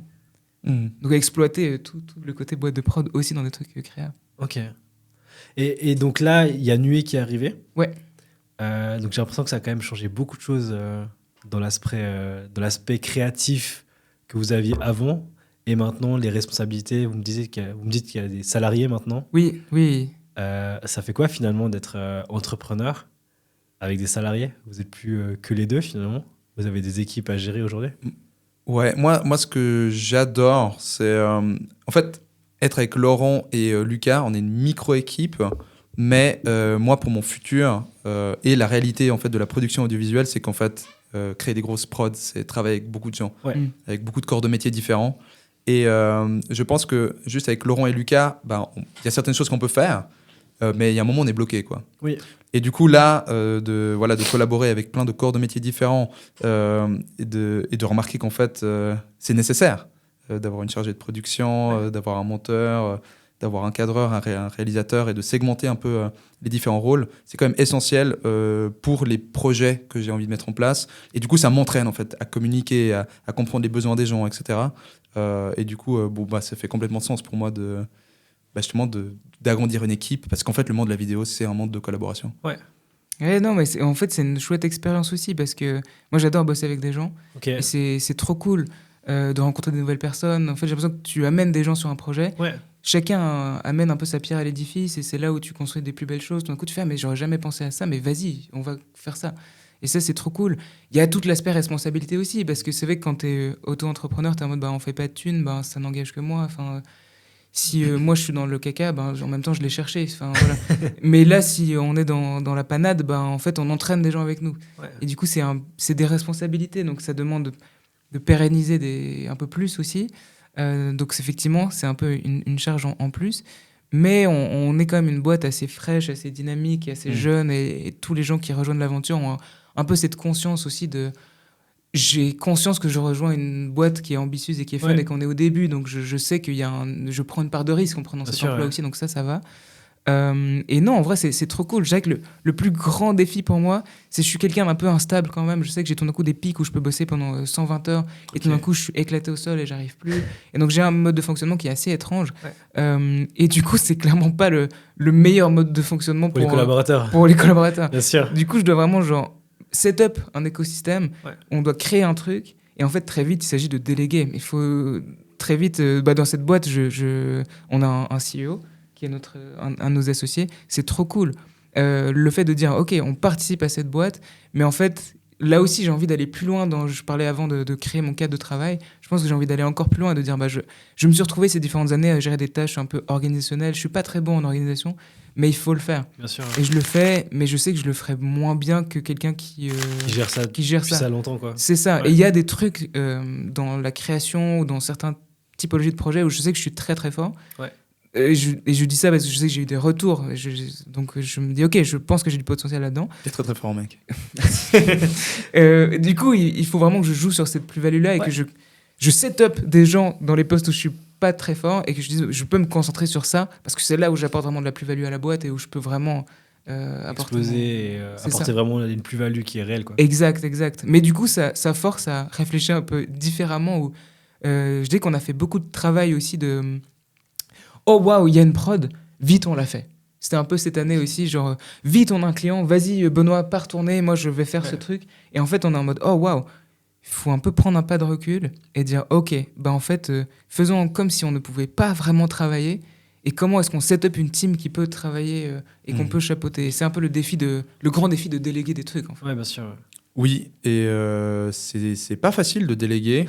Typique, puisque si je prends les infiltrés par exemple, moi je faisais tous les montages. Et du coup, à un moment, quand il y a les activités de boîte de prod et nuées qui arrivaient, je pouvais plus en fait gérer autant de montage.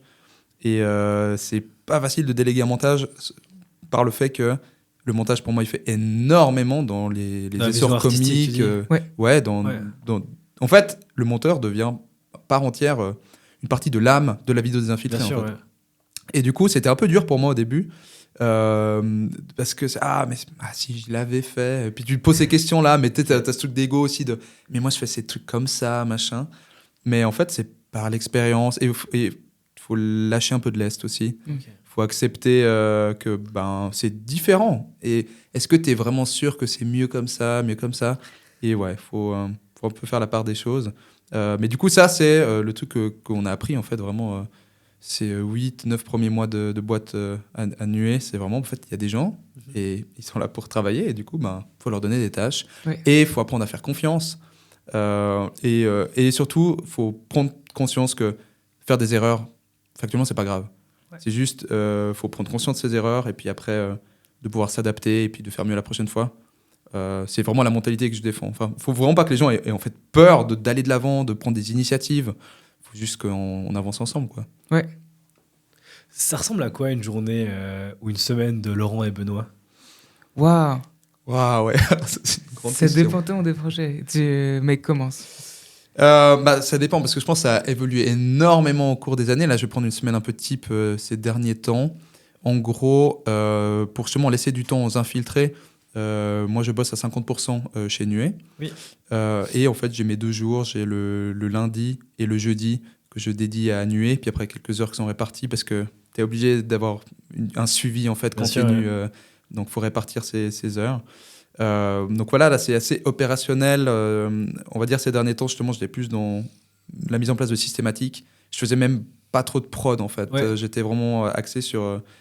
comment on fait pour qu'on ait un système qui tourne? Il y a beaucoup de différents facteurs, différents corps de métier. Maintenant, tout doit s'emboîter dans un système qui roule. Moi, j'aime bien quand les choses soient faites de manière efficace. Je déteste quand je remarque qu'une tâche nous fait perdre du temps. Ouais, je comprends. Et je suis en mode, mais attends, mais il faut régler le problème. On ne peut pas continuer comme ça tant que cette tâche, elle n'est pas réglée. Et la réalité, c'est que plus ton équipe grandit, plus la systématique devient complexe, plus aussi tu fais des prods diversifiés, plus c'est dur. Par exemple, admettons quand tu es une boîte de mariage, on fait juste du mariage. Trop cool, en fait, on a des packs, on a 3 packs, pack 1, pack de luxe, pack gold, machin. Et c'est beaucoup plus simple pour aller vers le client, tu fais, il y a ces packs. Voilà. Là, tous les projets sont complètement différents, sur mesure. Rien que créer un devis devient complexe, en fait. Parce que tu dois anticiper des choses. Par exemple, il y a un client, il vient, j'aimerais une vidéo un peu humoristique, machin. Ok, bon, à quel moment tu écris le script? Tu vas pas l'écrire avant que le client ait validé le devis. Mais du coup, le problème, c'est que le script, c'est lui qui influence le coût de la vidéo. Il y a combien de comédiens? Il faudra quoi? Avoir plusieurs caméras? Il faut un réal? Et c'est ça où ça devient très, très dur. Et c'était quelques erreurs qu'on a fait au début, c'est de commencer à travailler sur le projet avant même que le client ait signé quoi que ce soit. Et puis voilà, on apprend nos erreurs. Voilà. Oui. Voilà. Pardon, c'était quoi la question? La journée type de Benoît. La journée type, pardon, j'ai dérivé. Donc voilà, et sinon justement, il y a des prods, des infiltrés qui se calent là-dessus, de l'écriture. Moi, je reprends aussi du montage pour les infiltrés parce que pour moi, c'était important. T'as de la peine à lâcher du lest. Hein. Ouais, non, alors pour ça, ouais. Non, mais en fait, c'est important que j'ai l'impression que je garde quand même un pied dans le montage. Aussi pour pas que je perde le contrôle quand même de ce que c'est à la base, en fait. L'âme, encore une fois, c'est ça, en fait. Du truc, ouais. En fait, ça me dérange pas que quelqu'un monte tant que chaque fois, j'en refais un peu, je fais non, on est toujours sur la bonne ligne. Ok, on va toujours dans la bonne direction. Et ça veut dire que Benoît délègue d'autres montages s'il fait le montage des infiltrés. Enfin, qu'est-ce que je délègue en vrai, je choisis ce que je délègue. Mais en fait, c'est tellement dur à dire, c'est tellement diversifié. Tout d'un coup, on va couvrir un event, du coup, on se book notre samedi, on va couvrir un event. Parfois on bosse les week-ends, parfois pas. Parfois, on va faire un show à Couleur 3. On prépare un show, du coup. Enfin, c'est très diversifié. Et c'est ce que j'aime. J'aime l'idée que ma journée, que ma semaine n'est pas très typée. Peut-être c'est juste, là en effet, chez Nuée, c'est important que ça soit un peu plus cadré parce qu'on ne peut pas se permettre, j'ai l'impression, dans un environnement où on veut qu'il y ait des systématiques un peu claires, d'être trop... allez, non, c'est chill, one again. Parce que c'est très dur, du coup, de créer un engrenage qui roule, en fait. Alors que les infiltrés, en fait, parfois, on arrive à avoir cette systématique de... Parfois, on se laisse la liberté, et c'est ça qui crée de belles choses. Ouais, bien sûr. Mais parfois, c'est justement en ayant des systématiques ultra précises, qu'on publie régulièrement. En fait, c'est de nouveau une question de balance. Mix des deux. C'est un mix des deux. Quand t'es trop mécanique, et ce qui est arrivé, il y a des périodes où on était trop mécanique et j'aimais moins ce qu'on produisait. Il y a des périodes où on faisait, ok, on s'en fout du nombre de posts. Par contre, allez, ça nous hype. Allez, on fait ça parce que c'est trop cool. Et t'es en mode, mais en fait, c'est trop cool. Mais si t'en postes qu'une par mois, ça va être compliqué. Donc, de nouveau, toujours une question de balance. Ouais. Moi, ma journée type, ça dépend vraiment de l'année. Souvent, ça dépend des projets. Mais je pense que j'ai un peu des cycles un peu bizarres. Souvent, fin d'année, dep. Souvent, je suis pas bien. Les fins d'année, j'aime pas. Au bout du rouleau. Je suis un peu au bout du rouleau. Je pense que je fais un peu de dépression saisonnière. Donc, la neige et tout, c'est pas fait pour toi, c'est ça? Il fait froid, il fait nuit. Qu'est-ce qui se passe? J'ai mes lunettes de luminothérapie comme ça. Mais donc, du coup, c'est souvent là où j'ai besoin de m'accrocher au projet. Je me rends compte que les projets ont quand même une grande importance dans ma vie. Et il me faut... je remarque un fond de projet cool. Si j'ai un fond de projet créatif qui m'anime et qui drive un peu mes semaines, c'est bon. Je peux te faire de l'admin le soir, je peux te faire d'autres trucs et ça va. Mais dès que je perds un peu pied, que je fais OK, là je vais faire que de l'admin pendant un mois et que de machin truc, souvent je commence à perdre un peu pied et je deviens moins efficace. Et voilà. C'est une sorte de motivation de pas voir le bout du tunnel, c'est ça ou bien? Je pense qu'il y a un peu de pas voir le bout du tunnel et de pas... je pense j'ai une façon de fonctionner qui est un peu bizarre et je pense que le fait qu'il y ait des projets qui me hype, ça me hype mais tellement que du coup ça m'aide à passer genre tous les trucs qui sont un peu compliqués pour moi et voilà et quand je perds ça, en fait je me retrouve face à toutes mes problématiques, toutes mes angoisses, tous mes trucs et du coup très dur d'avancer. Mais c'est vrai que je suis un peu toujours entre à quel point je me mets un cadre, à quel point je m'en mets pas, parce que souvent j'aime beaucoup tourner genre en début d'après-midi et ça peut déborder jusqu'à minuit et c'est OK pour moi. Et par contre, c'est que je vais me lever genre à 7h pour faire des réus. La journée va être dure. Là, tu commences mal, c'est ça? Ça va être un peu compliqué. Me lever à 7h du mat pour certains tournages sur 2 semaines, zéro souci. Mais, c'est vraiment en termes de... Qu'est-ce que tu vas faire, en fait, qui va te motiver? Ouais, il y a quand même ça. Et en fait, c'est un peu vicieux parce que j'aime pas être dépendant de trucs. Et dans ma tête, je suis vraiment en mode, mais Laurent, on s'en fout. Enfin, mets-toi un cadre, lève-toi à 7h du mat, couche-toi à 21h et fais tout le temps ça. Et en fait, souvent, je n'arrive pas et je suis en mode... Factuellement, je suis détruit au bout d'un moment. Et du coup, là, je me dis, OK, essayons un autre truc, essayons de composer avec. Et il faut que je mette un minimum de cadre, sinon je vis la nuit et c'est un peu dur. Mais effectivement, si je suis drivé par des projets, en tout cas, ça m'aide vraiment à garder une rigueur et à faire les autres trucs aussi que je dois faire. C'est souvent ça. Mais une journée de Laurent, c'est souvent une journée qui commence plus tard qu'une journée de Benoît. Et qui peut se terminer plus tard qu'une journée de Benoît aussi. Très probablement aussi. On est un peu en décalé quand même. Je pense que ça arrivait tellement de fois où je suis au local et je fais voilà, franchement, il est 21h, je rentre et Laurent il fait moi je vais commencer à faire de l'admin maintenant. Oui, c'est vrai. Ça arrive très souvent. Ça. Mais c'est fou. En vrai, faire de l'admin la nuit, je sais pas, mais je trouve ça tellement fou.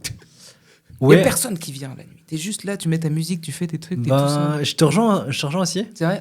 Oui, parce que moi, pendant longtemps, mon agence, c'était un side business. Donc, c'était travailler le soir. Et en fait, tu te rends compte que le soir, il y a beaucoup moins de distractions. C'est ça. C'est que t'as pas de téléphone, t'as pas de messages qui viennent à gauche, à droite. Et tu t'es focus vraiment sur un truc. Moi, je pense que la différence avec l'agence, c'est comme j'avais peu de temps. Finalement, mon temps était défini par le sommeil que je reniais. En fait, tu fais que les choses essentielles. C'est qu'aujourd'hui, je vois, en étant entrepreneur full-time, t'as plein de trucs complètement débiles. Tu te dis, je vais ranger mon bureau. Et ça te prend la journée, tu vois. Oui. Alors que jamais, quand tu fais du side business, tu te dis ranger ton bureau va te prendre la nuit entière, tu vois. Ouais. Tu vas te dire, ok, ça va me prendre 1 heure maximum. Mais après, je peux switcher sur autre chose. Ouais. Donc le fait d'avoir peu de temps te permet de focus aussi dans d'autres choses. Et je te rejoins complètement, tu as beaucoup moins de sources de distraction ou autre. Ouais, mais j'ai l'impression que tu peux te faire un tunnel de focus. Moi, j'ai souvent... Alors, effectivement, il y a la distraction de vraiment quelqu'un qui vient toquer ta porte. Ouais. Mais moi, j'ai toujours ce truc de... À cette heure-ci, c'est possible qu'on m'appelle. À cette heure-ci, c'est possible qu'on me demande ça. Ouais. Là, il y a même ma maman qui peut me souhaiter une bonne journée. C'est possible. Ouais. Tandis qu'à 2h du matin, il y a vraiment très peu de chances que quelqu'un vienne toquer à ma porte. Clair. Donc, je peux être dans un tunnel. Ouais, totalement. Donc ça, en vrai, je trouve ça cool. Et justement, du coup, si on en revient à ce cadre que tu parlais là de 7h, 21h, 7h debout, 21h couché, dans un milieu artistique, souvent on a des délais qui sont hyper shorts. Je sais pas, ça arrive, mais peut-être des retouches que vous devez faire au dernier moment. Il y a ce stress qui est assez constant. Comment vous le gérez avec la vie privée en se disant, finalement, le client, il peut attendre demain et ça va pas être fait tout de suite, à l'instant, quand c'est demandé. Ah, c'est un... Là, tu soulignes une grosse problématique. Hein. Oui. En vrai, moi, j'ai un problème avec ça. C'est-à-dire que je suis ultra focus sur les projets et c'est un travail que je suis en train de faire sur moi-même. Mais c'est vrai que souvent, mon métier passe avant tout. Ok. Mais parce que c'est pas que mon métier, c'est aussi ma passion. Ouais. Et du coup, c'est assez dur. Mais j'ai remarqué justement, peut-être cette année où j'ai fait beaucoup plus d'opérationnel, que en fait, il faut que je crée une petite distance entre justement ce côté très opérationnel et ma vie. Parce que, en fait, moi, je peux très vite me mettre dans un mood robotique et je suis juste une machine et je fais mes tâches. Ouais. Et le problème, c'est quand je m'enferme là-dedans, il y a un moment où tout d'un coup, ça me tombe dessus. Je fais, attends, mais qu'est-ce que je suis en train de faire de ma vie? Qu'est-ce qui se passe? Et je sais que je peux aller longtemps dans ce process, mais par rapport, par exemple, le gymnase, le physique et application des maths, tu vois, j'étais juste, vas-y, je suis une machine et je suis en mode machine. Okay. Mais factuellement, ça me plaisait pas tant que ça, en fait. Mais du coup, juste faire attention, je pense. Et puis, il faut être capable de scinder un peu les choses. Je pense que c'est pas sain. À moins peut-être que tu vis tellement, tu fais que de l'art, tu vois. Tu vis ton art au quotidien, mais là c'est différent parce que justement il y a le côté très business, très opérationnel, le côté créatif, ta vie privée, et c'est dur de faire la part des choses en vrai. Ouais, et en vrai il y a aussi, je pense, je parle pour moi, mais aussi pour Benoît, il y a vraiment ce truc de t'as envie de faire un truc, t'as envie de le faire à fond. Mais en fait, il faut choisir ce que tu fais à fond. C'est ça. Parce que tu me dis, ok, tu te donnes à fond sur cette prod des Infiltrés où t'as envie de faire ça. Je suis en mode, ça fait du sens parce que en fait, si tu mets vraiment beaucoup d'énergie là-dedans, peut-être qu'en fait cette prod elle va te permettre de gagner en abonnés, de finalement ça va dans une logique de je sais pourquoi j'ai donné, tandis que je sais pas, une vidéo random pour un client qui est pas le meilleur client, tu sais qu'il va rien signer après, qu'il faut juste finir le mandat, fais juste ce que t'as acté, fais-le bien, et fais-le dans les temps, mais pas besoin de te foutre un stress, et ose dire non aussi, parce qu'effectivement on a, je pense tu l'as sûrement vécu, souvent tu fais quoi le plus vite, tu réagis aux demandes des clients les plus enquiquinants. C'est souvent les plus petits clients, c'est souvent ceux qui payent le moins, mais souvent ceux qui viennent et qui t'appellent et qui disent ah oui du coup ma vidéo je la veux pour ce soir, comment ça, je payerai pas plus cher mais je la veux pour ce soir, et t'es en mode non, mais il faut savoir dire non, il faut savoir, après avec la décence, et il m'a fallu 2 ans pour dire non. Je pense que c'est un apprentissage de longue haleine dans tous les cas. Nous, je pense qu'on arrive mieux, mais on est encore dans cet apprentissage aussi. C'est vrai qu'on est très suisse, on est très... T'as envie de rendre service, en fait. C'est toujours ce problème-là. Mais à un moment, se rendre service, j'ai remarqué, c'est que se rendre service, il péjore d'autres clients qui, eux, ont rien demandé, en fait. C'est ça. Et c'est quand j'ai un client où j'ai eu un souci de livraison parce que j'ai voulu faire passer un projet, justement avec un client enquiquinant, comme tu dis, et tu passes devant, et en fait, le projet que tu as passé devant, tu as été trop vite, du coup, tu l'as raté. Et derrière, tu n'avais pas assez eu de temps pour faire l'autre, et du coup, tu as raté le deuxième aussi. Donc, ça te remet un peu dans le contexte. Tu dis, la prochaine fois, je ferai ce que j'avais prévu, et puis... Mais je pense qu'il y a un vrai jeu, et ça rejoint un peu ce qu'on disait que l'apprentissage de cette année, c'est que souvent, on fonctionnait un peu à l'impératif. Donc, plus tu viens toquer fort à notre porte pour nous dire on veut ce projet vite, plus on va le livrer vite.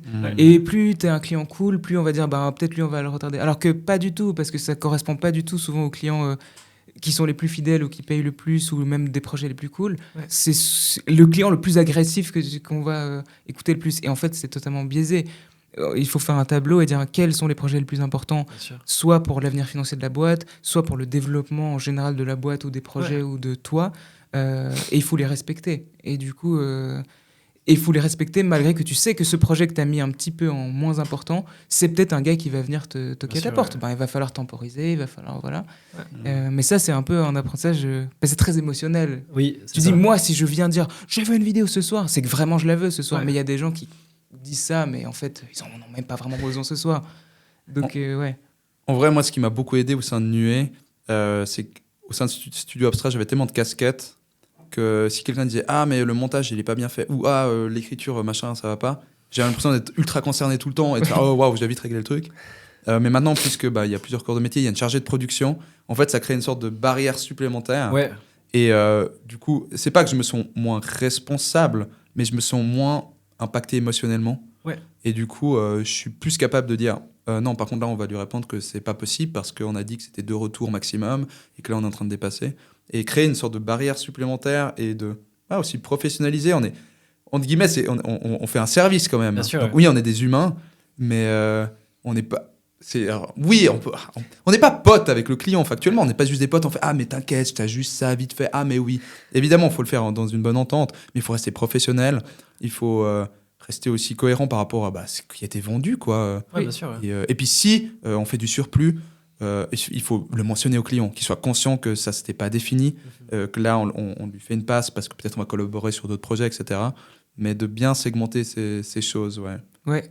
Annoncer quand tu surdélivres aussi, c'est cool. Parce que avant, on surdélivrait, je mets classique. Okay. Et il y a plein de gens, c'est en mode, super, j'ai payé genre... meilleur exemple.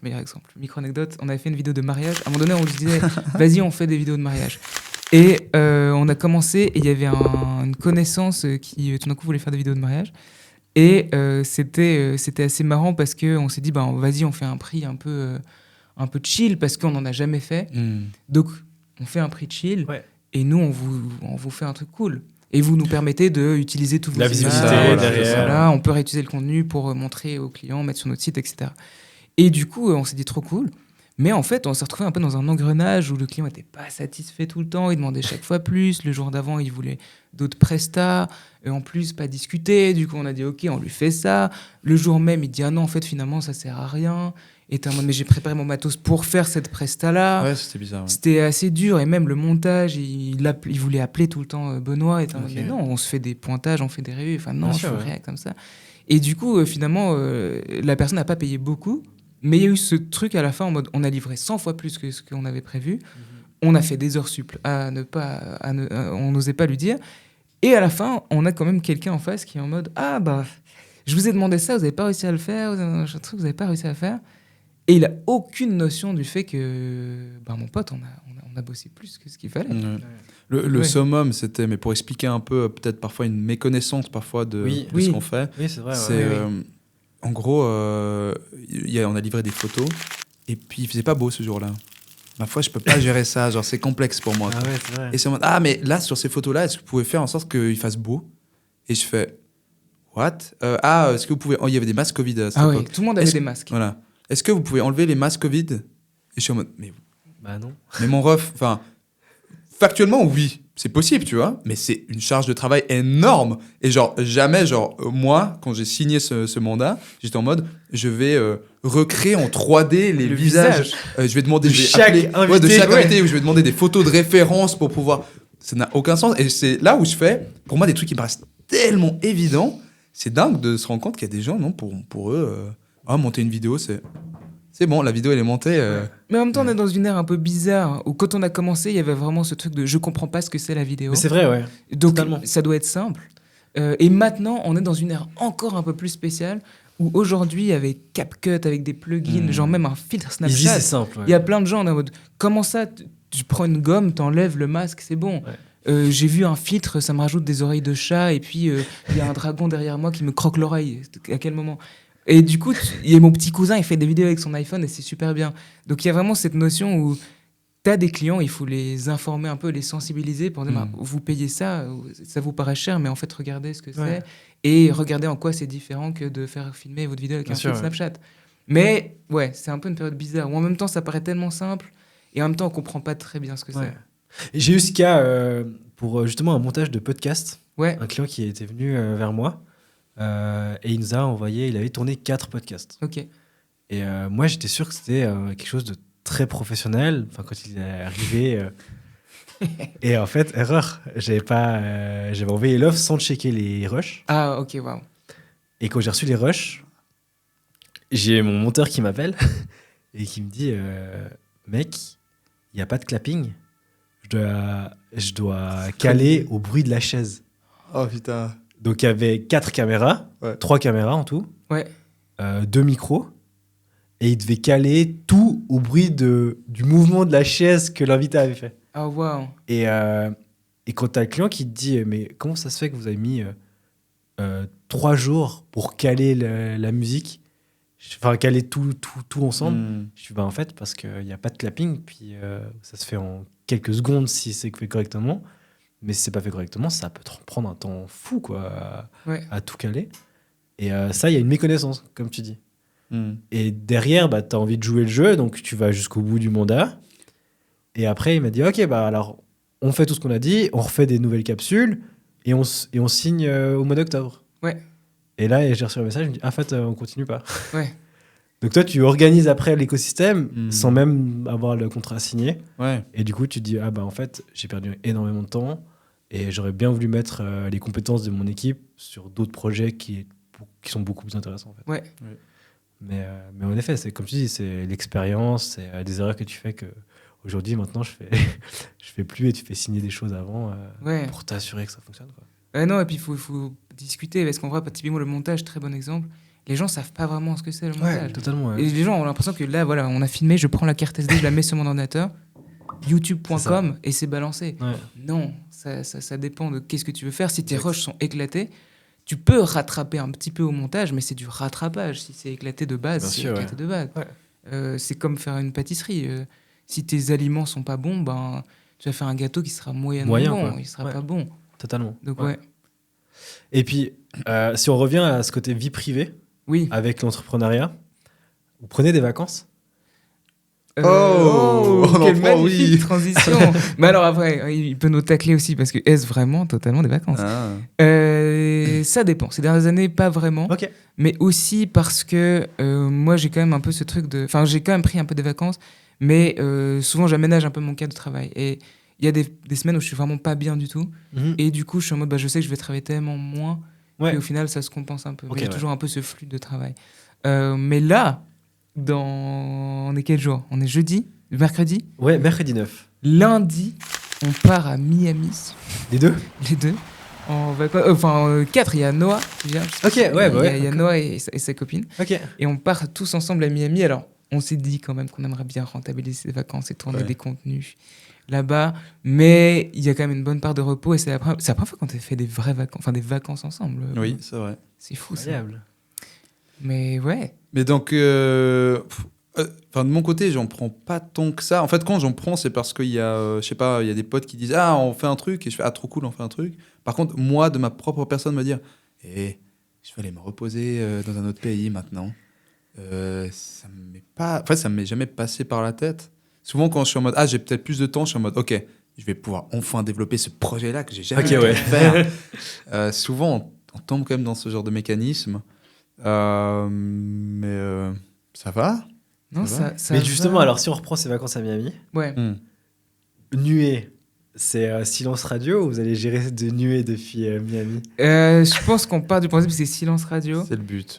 Là, on est vraiment ces dernières semaines, c'est gérons tout au mieux pour qu'on n'ait pas besoin de nous appeler. Évidemment que si les locaux ils brûlent et qu'il n'y a plus d'employés et que tout éclate, on va nous call et on va répondre. Bien sûr. Mais le but, c'est vraiment faisons en sorte de ne sortir ça de la tête pour qu'on puisse et se reposer et créer des vidéos, mais en mode fun.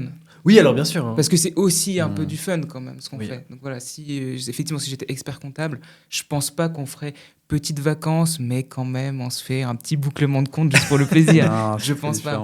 Non, mais là, du coup, on en revient sur le côté passion et plaisir de tourner, en fait. Exact. Ouais, exact. En fait, c'est quelque chose qu'on veut retrouver. Moi, je l'ai un peu perdu justement par le côté très opérationnel. Et du coup, j'aimerais de nouveau un peu peut-être distinguer les choses. Que la frontière soit plus claire. Comme je me répète, mais entre l'opérationnel, le côté très mécanique, le côté très créatif et la vie privée, et de pouvoir mentalement scinder ces choses, parce que quand je mixe tout, je fais mal tout. Ma vie privée, elle est mélangée avec ça, du coup c'est de la merde. Le côté créatif, il est mélangé avec le côté business, et du coup je suis plus très cohérent. Je dois juste scinder les choses, faire un peu les choses de manière propre. Mais là, par exemple, dans ce voyage à Miami, vous pensez du coup à faire des vidéos. Oui. Mais il y a une écriture qui a déjà été faite où vous dites, sur le moment, on verra, mais l'important, c'est quand même de se reposer. Alors, je pense qu'il y a quand même cette prio, en tout cas, de se reposer, et aussi parce qu'on n'a pas pris de vacances de nuée toute l'année. Même l'année passée, j'ai pris des petites vacances, mais en fait, on est en train de fonder la boîte, et du coup, je faisais des contrats au bord d'une piscine, donc très cool. Mais on avait quand même toujours des trucs en tête, et ça tourne toujours. Bien sûr. Du coup, là, c'est le vrai cut nuée qu'on n'a jamais fait depuis une année et quelques mois. Donc ça, c'est important pour nous. Je pense qu'on a un peu de temps. Miami, c'est quand même genre 8 heures d'avion. On part genre à Paris, parce qu'on part depuis Paris. Donc on part samedi. On a quand même un peu, genre dès vendredi, je dirais, un peu cette notion de « Ah ok, nuée, on met un petit peu la pédale de frein. Viens, on se pose, viens, on écrit. » voilà. Mais on peut aussi se dire « Viens, le premier jour à Miami, on fait une séance d'écriture. » Ça peut être cool, mais après, c'est une séance d'écriture... ça va être plutôt chill. On peut tout d'un coup faire une pause et aller se balader, et c'est trop cool, on découvre un pays. Donc il s'agit d'alterner un peu. Donc voilà, donc on va essayer de préparer un minimum, mais on se laisse quand même de la flexibilité. En fait, on a envie de créer, mais sans pression, globalement. C'est ça. La seule pression, c'est de dire on va faire des trucs, mais on verra comment. Parce que souvent, moi j'ai fait quelques vlogs de voyage, et en fait, le souci dans ces moments-là, c'est que tu as à la fois envie de partager ce que tu vis, et en fait tu décroches du moment présent, et du coup t'es en décalage complet, et quand tu revois les images, tu te dis est-ce que j'aurais finalement pas dû laisser ma caméra de côté et profiter de ce moment-là. Surtout, alors je sais pas si vous allez à Miami tous les week-ends ou toutes les années, mais c'est ce côté-là en fait. T'as à la fois la création de contenu qui rentre en jeu, mais à la fois de se dire je vais quand même profiter des US, ça fait plaisir d'être là-bas. Et on en discutait dans la voiture tout à l'heure en venant. On réfléchissait déjà à ce qu'on allait faire. Est-ce qu'on va faire genre un big vlog, est-ce qu'on va faire capsule. Et Benoît disait ce truc très intéressant de... tu veux le dire Tu dis dans le sens où... parce qu'en fait, pour moi, faire un vlog, par exemple, tu peux approcher ça de plusieurs manières. Tu peux soit te dire, allez, je filme quelques trucs, et puis... un truc simple, tu vois, puis on voit un peu la vibe. Mais là, tu me dis, fais un vlog à Miami, et Benoît, il s'active, tu vois. Benoît Réal, il s'active. Ok, comment on fait l'intro ? L'intro, elle doit claquer. Est-ce qu'on fait un sketch d'intro ? On fait une fiction d'intro ? Il faut ses plans, il faut sécuriser ça. Vas-y, ça peut être marrant qu'on ait un policier des States, on achète un costume sur place parce que ça crée cette intro-là. On va aller où ? On va faire ça, ça, ça. Alors du coup, le milieu, on va dire le climax un peu du truc, ça va être ça. Ça part très vite. Ça peut partir super loin en fait. Et du coup, c'est la manière dont tu approches un projet aussi. Et là, c'est ce qu'on appelle plus du tout des vacances. Non, c'est plus des vacances là. Là, c'est genre littéralement, je fais un docu sur nous à Miami. À Miami, exactement. Donc, ça c'est une question d'approcher la chose. Ou bien, c'est juste chill, je fais un petit truc. Moi, le truc, par exemple, avec le vlog, c'est toujours c'est un peu mon défaut ou mon avantage, je sais pas trop, mais si on fait un vlog, c'est quoi la stratégie ? On n'a pas fait beaucoup de vlogs. C'est quoi ? On poste maintenant sur YouTube, parce que ça marche bien en short, YouTube. Les formats longs, comment est-ce qu'ils vont être perçus ? Est-ce qu'on ne devrait pas plutôt faire du format long, plutôt sketch, justement, pour être en cohérence avec notre flux shorts ? Donc très vite en fait, moi quand je fais quelque chose, je réfléchis à pourquoi je le fais, etc. Donc, en vrai, j'ai l'impression que là où on tombe un peu d'accord et ce qu'on prévoit un peu de faire, c'est de dire profitons du cadre déjà pour tourner des sketchs. Parce qu'on a quand même c'est Miami et c'est cool et c'est plus facilement maîtrisable aussi dans le sens où si on en fait, alors à définir combien on en fait, mais si tu en fais genre 2. T'as juste ces 2 sketchs à faire et t'as des plages entre où tu fais des vacances, tu fais des trucs, tu te ressources et c'est très cool. Si on crée du contenu un peu en mode vlog, pourquoi pas peut-être faire des stories. Parce qu'on dit, ce jour-là, viens, on fait une story, ce jour-là, non. Ah, ce jour-là, on n'avait pas pris d'en faire, on en fait une. Mais il y a peut-être moins ce truc de, si tu fais genre un gros vlog, si tu fais le premier jour un vlog, plus rien, et le dernier jour, tu refais ton vlog, c'est un vlog dans l'avion, il est un peu éclaté. Sûr, tandis que là, c'est plus de flexibilité parce que chaque contenu est individuel. Donc je pense qu'on part un peu sur un truc comme ça, mais après on va... Oui, a priori, on verra. À tout moment, je sais qu'on peut débloquer. Mais let's go. Oui, c'est vrai que c'est possible. C'est possible. Incroyable. Ok, bon, profiterez bien du coup. Merci beaucoup. Toi, t'as fait les stages un peu. Mais toi, t'as tout fait. Non, j'ai pas tout fait. J'ai fait Miami. T'as fait Miami? J'ai fait Miami. Ouais. Oh. J'ai fait Miami. J'ai fait l'année passée, j'ai fait Los Angeles et toute la côte ouest. Ouais. Ce que je peux vous dire, c'est que vous allez très mal manger. C'est-à-dire mal manger, c'est genre. C'est-à-dire que vous allez avoir marre des burgers. Okay. Parce qu'en fait, la côte est, il y a que ça. Ouais. Ah ouais. Enfin, en tout cas, dans mes souvenirs, c'était ça. C'est vraiment que... Mais genre gras fast-food. Mais genre gras où t'es content de manger des sushis parce qu'il y a un truc de concombre juste là. Oh non, mais mec, je vais mal le vivre. Benoît, il va très mal le vivre. Je vais très mal le vivre. Ouais. Autant Los Angeles, enfin la côte ouest, il y a le côté un peu Silicon Valley. Ouais. Où il y a ce côté très international. Ok. En gros, t'as des restaurants indiens, t'as des restaurants... tu peux manger de tout. Plus tu vas dans le centre, plus c'est restreint. Ouais. Mais t'as quand même une alternative. Aux US, côte Est, dans mes souvenirs, c'était vraiment burger.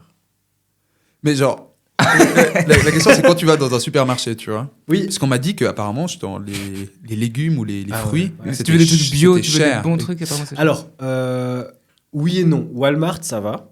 Okay. Mais quand tu vois une tomate de cette taille-là, tu dis, est-ce que c'est normal? Moi, en Suisse, la tomate, elle est comme ça, tu vois. Alors oui, je me souviens, on avait fait un voyage où on avait juste pris un pique-nique et tout. Mais en fait, tu tombes vite dans le... Ah, t'as un truc déjà tout prêt de gâteau déjà frais. Vas-y, prends, tu vois. Ouais. Et après, il y a quand même un aspect prix. Ouais. Et coût de la vie, où c'est très cher, en fait. Où la bouteille d'eau est plus chère que le coca, tu vois. Ouais. Waouh. Donc le burger est plus cher que tes petits fruits que t'achètes. Ouais, clairement. Enfin, moins cher, du coup. Le burger est moins cher ton burger est moins cher que certains là. Burger, hein.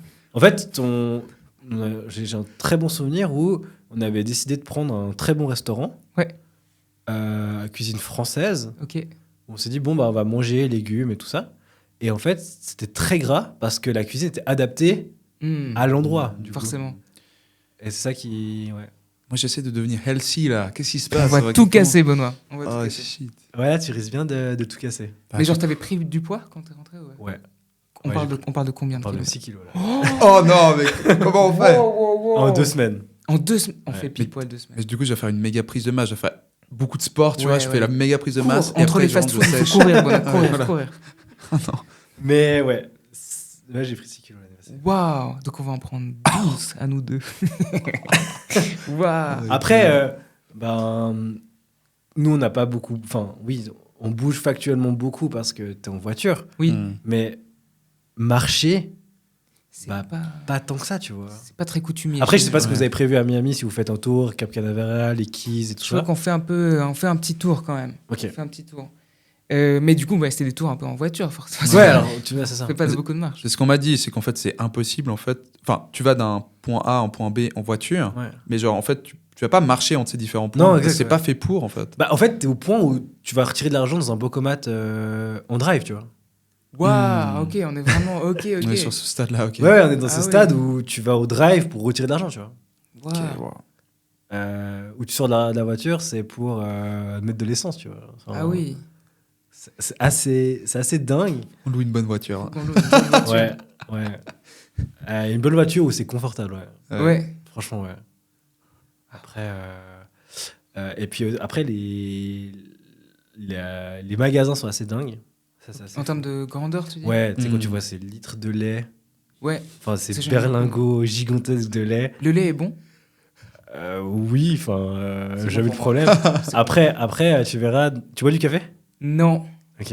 Parce qu'il est... Toi, tu bois du café? Pas trop non plus. Pas trop? Parce qu'il est bien ou il est pas bien? En fait, le café est très noir. Ok. Enfin, c'est vraiment un truc à l'américaine. Ouais. et ils te servent une sorte de poudre blanche qui remplace le lait, en fait. Waouh, ok. Et c'est une poudre un peu sucrée, noisette, vanille. Ok. C'est excellent. Hein. Ok. Je ne me demande pas ce qu'il y a dedans, tu vois. Waouh. Donc, ouais, c'est assez ouf. Mais après, c'est une expérience incroyable, tu vois. Ouais. Moi, ton beef jerkies que tu as acheté au bord de la route, c'est génial, tu vois. Toi, ça t'a plu? Ouais. Ok. Moi, je suis allé aux US sans me dire, il faut que je fasse ça. Ouais. Je suis allé en me disant, ça, c'est on commence à Los Angeles. Ouais. Et après, advienne que pourra. Ok. Non, c'est cool comme mentalité. Ouais. Et on prend tout ce qui vient, tu vois. S'il se passe un super truc sur la route, bah, tant mieux. S'il se passe rien durant la journée, tant pis, tu vois. Bien sûr. Mais on est prêt à accueillir le truc. Et on n'est pas fermé à... Ouais, ça c'est cool. Hein. Mais c'est ça qui est cool, ouais. Non, c'est trop cool. Bah, par exemple, on est arrivé, anecdote, à San Francisco. Ouais. Une des villes les plus chères, je pense, que j'ai fait dans ma vie. Ouais. Ah ouais. Tu t'enlèves la Suisse, mais c'est vraiment super cher. Les prix des loyers. Genre, le parking, on a payé $100 les 24 heures, en fait. Bah, super. Ouais, donc c'est violent, tu Super. vois. Ouais, c'est... Et on avait pris un super hôtel. Ouais. Et on arrive à la réception. J'étais avec Cynthia, ma compagne. Et ils nous disent, ça vous dit d'avoir une chambre au 13e étage d'angle, vue sur San Francisco? Je fais, magnifique. Puis Cynthia me dit, mais t'as demandé combien c'était?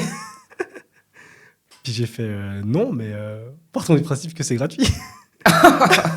Alors, je lui demande après derrière, mais il y a des extra costs ou autre, j'en sais rien. Non, c'est bon, c'est offert par la maison. Magnifique. On rentre au 13e étage. Et là, on débarque sur une suite où tu as vraiment l'angle et la skyline de San Francisco, tu vois. Wow. Et tu te dis, waouh, en fait, c'est incroyable de ce qui t'arrive et profite du moment, tu vois. Ouais. En plus, tu es là-bas 3 jours, donc tu vas pouvoir profiter de la vie, tu vas pouvoir te reposer. Et t'es pas dans le je m'attendais à ça. T'es pas déçu. Oui. Finalement, tu t'attends à rien. Donc, c'est ce côté-là où tu profites à fond, t'es encore plus content, tu vois. Ouais. Non, moi, je pense que ça c'est cool. J'avoue qu'on est un peu dans cette mentalité où Miami, on sait pas du tout ce qu'on va y trouver. Le seul petit point de déception, je pense que c'est les burgers pour Benoît. Mais sinon, il y a vraiment ce truc de... Vas-y, on est à cet endroit, on se drop dans cette map comme ça. Allons la découvrir, en fait. Qu'est-ce qu'il y a à faire? On nous a dit que ça c'était cool, vas-y. Aujourd'hui, on veut rester au bord de la plage, let's go. Ça, je pense, c'est cool. Puis, y a pas mal de parcs. Ok. En Floride, il y a Orlando. Ouais. Où vous allez vraiment avoir tous les parcs hyper cool. Et puis, au sud, c'est très sauvage. Ok. T'as les Keys, où tu vas avoir des dauphins, vraiment, c'est magnifique. T'as les Everglades, où t'as les alligators. Pardon? Des alligators. Des alligators, super. Sur l'aéroglisseur, là, c'est wow. magnifique. Je peux vous conseiller ça. Okay. Ça, c'est vraiment cool à faire. Okay, ouais. Bonne expérience. Ah, wow. Ouais. Magnifique, en tout cas, ce voyage. Non, franchement, c'est cool. Ouais. C'est cool. C'est la première fois qu'on va aussi loin aussi. Ouais, juste là, il y a des gros ouragans et tout actuellement en Floride. Ouais, par contre, c'est chaud. Aujourd'hui, il y a le plus gros ouragan qu'il y a eu depuis, je crois, 100 ans. Enfin, c'est vraiment genre big. Et peut-être qu'il n'y aura plus de Floride quand on arrive. C'est peut-être acté. Puis vous volez avec qui, du coup? Avec un pilote, parce qu'on ne sait pas piloter. On vole avec Air France. Ok, ça marche. Je n'ai jamais, dans mes souvenirs, volé avec Air France. Je ne sais pas. Laurent a un peu peur des avions. Ah oui, pardon. Je suis vraiment... Je suis le genre de personne qui crie quand il y a des trous d'air. Tu vas te droguer juste avant de rentrer dans l'avion. C'est possible. Voilà. C'est très possible. C'est très possible, voilà. Ah là là. Non, je suis pas très à l'aise en avion. Ok. Ouais. Bon, j'espère que ça a bien profité. Oui, et puis c'est que 8 heures. Que 8 heures. Et puis, si on revient un peu à votre parcours, récemment, ça a été un peu discret, hein, mais vous êtes lancé dans la scène. Oui, on n'a pas beaucoup communiqué là-dessus, c'est vrai. Mais en fait, on a commencé à faire des vidéos avec Couleur 3, où on crée depuis maintenant plus d'une année une série de vidéos qui s'appelle Les Infiltrés, avec Couleur 3. Et c'est très, très cool. On a pu rencontrer tous les acteurs aussi du milieu un peu de la scène, parce que Couleur 3, c'est un peu un petit endroit d'effervescence créative au sein de la RTS, où il y a plein d'humoristes qui ont fait partie de Couleur 3, qui sont encore chroniqueurs pour certains. Enfin, il y a un peu le créatif, et c'était très cool. Et chaque année, il y a le Couleur 3 Comedy Club, qui est une scène de stand-up qui regroupe beaucoup d'humoristes de Couleur 3, mais aussi des humoristes suisses et des humoristes parfois même d'autres frontières helvétiques. Et un jour, le chef d'antenne de Couleur 3 nous a dit « Mais les petits potes, vous voulez pas faire un peu de la scène ?» Et on a dit « Ouais, en vrai, ce serait trop cool. On aimerait bien une fois faire les infiltrer sur scène. » Mais avec Benoît, on n'a pas beaucoup d'expérience sur scène, donc on s'est dit un jour, on écrit avec lui, qu'on ira jouer dans des vieilles caves à Genève, et puis on se rôdera un peu comme tout le monde fait.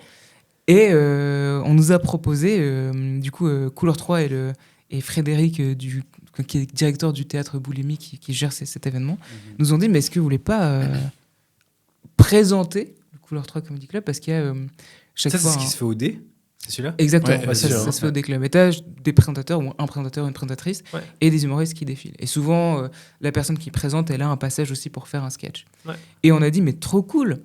Et c'était il y a, je sais pas, 6 mois, 5 mois qu'on nous a proposé. Ouais, ça remonte un petit peu. Et on a dit « Mais trop cool !» Mais du coup, c'est quoi ? Et en fait... on dit, c'est une scène, tous les ans, il y a cette espèce de petit festival. C'est un peu comme le Montreux Comedy Club, mais de Couleur 3 et en plus petit, mais en tout aussi chouette. Et on s'est dit, mais c'est trop cool. Mais en fait, donc on a dit oui très vite. On n'a pas beaucoup réfléchi, on a dit très vite oui. Mais après, on s'est regardé un peu avec Benoît, on a fait, mais qui sont les autres personnes qui ont dit oui ? Et on voit des noms genre comme Thomas Wiesel, on voit Johan Provenzano, des Lord Betrave, de Thibaut Agoston, enfin tous les noms de la scène suisse.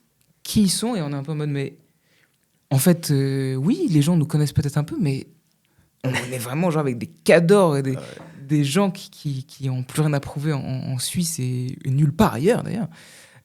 Donc c'était assez fou, mais c'était assez stressant de se retrouver sur scène avec ces gens-là et de partager la scène. Ouais, honnêtement, ça fait quelque chose en fait d'être dans les backstage avec tous ces grands noms. Et toi, tu viens, t'as fait des vidéos sur TikTok. Non, enfin, évidemment, tu vois, mais genre de base, tu vois, c'est ça le truc, tu vois. Mais du coup, tout le monde était super bienveillant. Donc tout le monde était super cool. Nous, on a fait quelque chose de différent que du stand-up parce que déjà, on est en binôme. On a fait quelque chose qui nous ressemblait pas mal avec une dynamique où Laurent, en fait, je suis le seul host de la soirée. Et puis, en fait, Laurent, lui, parce qu'on a fait 2 soirs, en fait. Okay. Et du coup... donc, souvent de présentateurs. Ouais, c'est ça, c'est un peu les intersketchs, en fait. Exactement. C'est un peu ça, tu présentes les artistes, et puis en milieu de programme, tu as une place pour faire un intersketch. Ouais. En effet. Exactement. Et la dynamique qu'on a décidé, c'est qu'en fait, c'est moi le host, et Laurent se trompe de soirée, et il vient hoster la mauvaise soirée. Du coup, je lui dis, mais mec, c'est moi qui host ce soir. Puis on crée cette dynamique où il vient casser mon truc, il vient casser mon délire. Benoît veut juste présenter des artistes, et moi, je fais, mec, on fait un sketch ce soir. Et il est en mode, mais comment ça, un sketch ? Puis il ramène des costumes, et je fais, non, moi, je fais pas ça. Et puis oui, je me retrouve à mettre ces costumes. Ça fait penser à la tournée du trio, du coup, avec ce côté intersketch qui est fait par Arnaud de sa mère. Ah oui, Jérémy Ferrari, oui. Baptiste Le Caplin. Exactement. Exactement. En vrai, on a joué un peu cette carte-là où on avait un peu cette vibe de un Laurent qui veut absolument faire des sketchs et qui est en mode, mais moi je sais pas faire du stand-up, donc on fait une pièce de théâtre. On a fait une fable, donc je voulais jouer une fable. Et un Benoît qui est en mode qui temporise et qui est vraiment je ne sais pas ce qui se passe ce soir, mais d'accord, j'enfile ce costume de bousier et je fais ton sketch, et puis on peut vanner un peu sur le fait que ça n'a aucun sens ce qu'on est en train de faire. Ouais, c'est clairement cette dynamique cool. qu'on a voulu faire. Ah, génial. Et c'était accueilli comment, du coup, par le public suisse ? En tout cas, on a eu que des bons retours. Ouais. Tout le monde était très, très gentil. Après, il y a une des soirées qui a été captée, le vendredi soir, et moi, j'ai hâte de voir les images et puis justement de... T'appréhendes ou pas ? Ouais, un peu. Ok. J'apprends un peu les images. Moi, j'étais super à l'aise le deuxième soir. Le premier soir, j'étais un peu moins à l'aise. Le soir qui était capté d'ailleurs. Mais parce que c'était une première, en fait. Bien sûr, c'était... Et le deuxième soir, puisque je l'avais fait, c'était beaucoup plus simple pour moi de monter et puis d'avoir une bonne énergie, on va dire. J'appréhende un peu, mais juste ce truc de... En fait, je sais que je vais voir la vidéo, je vais voir tous les défauts. Je vais être ultra focus sur tous les défauts. Alors que finalement, ce qu'il faut se dire, c'est... Waouh, on était capable de monter sur scène. Oui, bien sûr, et avec la prétention de... On est censé faire rire les gens. C'est-à-dire, on arrive sur scène et la promesse, c'est on va vous faire rire. Et en vrai, c'est vraiment pas facile. Et puis, j'admire vraiment tous les humoristes qui ont passé, qui ont été incroyables, vraiment. Vraiment. Et ils ont une écriture tellement fine, ils ont tellement une bonne présence sur scène. Et du coup, c'est méga inspirant. Ouais. Et moi, ça m'a grave motivé de me dire, mais il faut qu'on fasse de la scène, il faut qu'on fasse quelque chose. Pourquoi ? Parce que c'est tellement différent que d'être à 100 salles et de tourner sur un fond vert. C'est trop cool parce que je partage des super bons moments avec mon gigapote Laurent. Mais là, partager des moments avec un public qui est devant toi, qui rigole en live à tes vannes, c'est quand même quelque chose. Donc, en vrai, c'est dans ma tête, ça me titille pas mal, mais il faut qu'on se décide qu'est-ce qu'on fait. Mais garder ce côté plutôt stand-up où c'est quelque chose qui est déjà... Enfin, une écriture qui est déjà faite, on raconte plutôt ses expériences personnelles ou autre, ou toujours garder cette idée d'avoir ce duo qui arrive à matcher et créer des personnages En tout cas, de mon côté, dans tous les cas, ça va se faire en binôme. Dans tous les cas, moi, j'ai pas une envie de lancer ma carrière de stand-up tout seul. Mais en binôme, j'ai l'impression que c'est tellement une sorte de... On va dire, c'est une... Comment on appelle ça ? Il y a nos vidéos, et tu vois, et puis c'est l'à côté des vidéos, tu vois, c'est le côté réel, quoi. Et du coup, moi, j'aime bien quand même le côté mise en scène. J'aime bien... jouer un personnage. Jouer un personnage, j'aime bien... Et j'ai pas encore dynamique stand-up à deux, tu vois. Très vite, t'as envie de jouer avec ces deux personnages, avec des caractères différents. Donc, je pense, dans tous les cas, ça va être différent que du stand-up classique, mais en même temps, en vrai, le stand-up, c'est large. Enfin, là, bien sûr, totalement. Tout ce que j'ai vu pendant ces deux soirs, c'était ultra diversifié, finalement, en fait. Ouais, et en vrai, ce que je trouve aussi trop cool quand t'as ce genre d'expérience, c'est différent. Forcément, c'est un autre type d'écriture. T'as ce truc où t'as pas de montage. Nous, il y a une grande partie de notre travail où des fois, on joue notre sketch, on l'a écrit, on fait une impro sur place, on dit « Ok, c'est trop cool, viens, on fait comme la version qu'on a écrite. » Après, au montage, tu compares les deux et t'as un peu ton petit puzzle comme ça où t'assembles et tu regardes. Et c'est un process qui est différent. Là, tu t'écris ton truc, tu le joues et c'est le public qui, en live, te dit « Je rigole, je valide cette vanne, je rigole fort, je survalide celle-ci. Celle-ci, je l'ai pas compris, mon pote. Du coup, il va falloir la retravailler, mais ce sera pour la prochaine représentation. » Donc, c'est très direct, c'est très, très cool. Et en vrai, le fait d'être dans les coulisses et d'avoir des gens qui écrivent leurs vannes 2 minutes avant, de pouvoir discuter avec eux sur leur façon qu'ils ont d'écrire, c'est très inspirant. Et en fait, ce que je trouve trop cool, c'est que tu peux clairement prendre ces trucs-là aussi et les mettre dans tes vidéos. Et pour moi, c'est un peu une mixitude. C'est trop cool de pouvoir dire, amenons ce qu'on fait dans la vidéo sur scène, prenons des trucs qu'on peut faire sur scène ou que les gens font sur scène et mettons-le en vidéo, et de pouvoir mixer un peu les univers. C'est là aussi où tu amènes des trucs un peu différents. Voilà, mais c'est un peu comme dans le business aussi, où tu dis, j'ai géré cette société, je travaillais là-dedans, ça se faisait comme ça, maintenant je travaille dans un tout autre domaine. En vrai, viens, je prends mes connaissances et je les mets là-dedans. Et ça, je trouve ça trop cool. Est-ce que vous n'avez pas peur qu'on catégorise jamais peur. qu'on catégorise en fait ce que vous faites sur les infiltrés en vidéo? Donc finalement, c'est ce qu'on attend de vous dans l'absurde. Il y a 2 personnages. C'est marrant à regarder sur un format de 35-45 secondes. Et en fait, qu'il faut se sortir de ce type d'écriture pour passer sur une scène où justement tu dois avoir un rire qui est instant, une autre mécanique qui n'est pas forcément du coup derrière un montage. Donc la question c'est est-ce qu'on n'a pas peur d'être trop focus sur comme vous faisiez l'écriture infiltrée actuellement, et après est-ce que ça va plaire, enfin est-ce que cette même écriture peut plaire sur scène? Je pense que c'est quand même très différent en réalité. C'est quand même très très différent. Aussi s'adapter au public. En vrai, même sur les différentes plateformes, le public il est quand même différent aussi.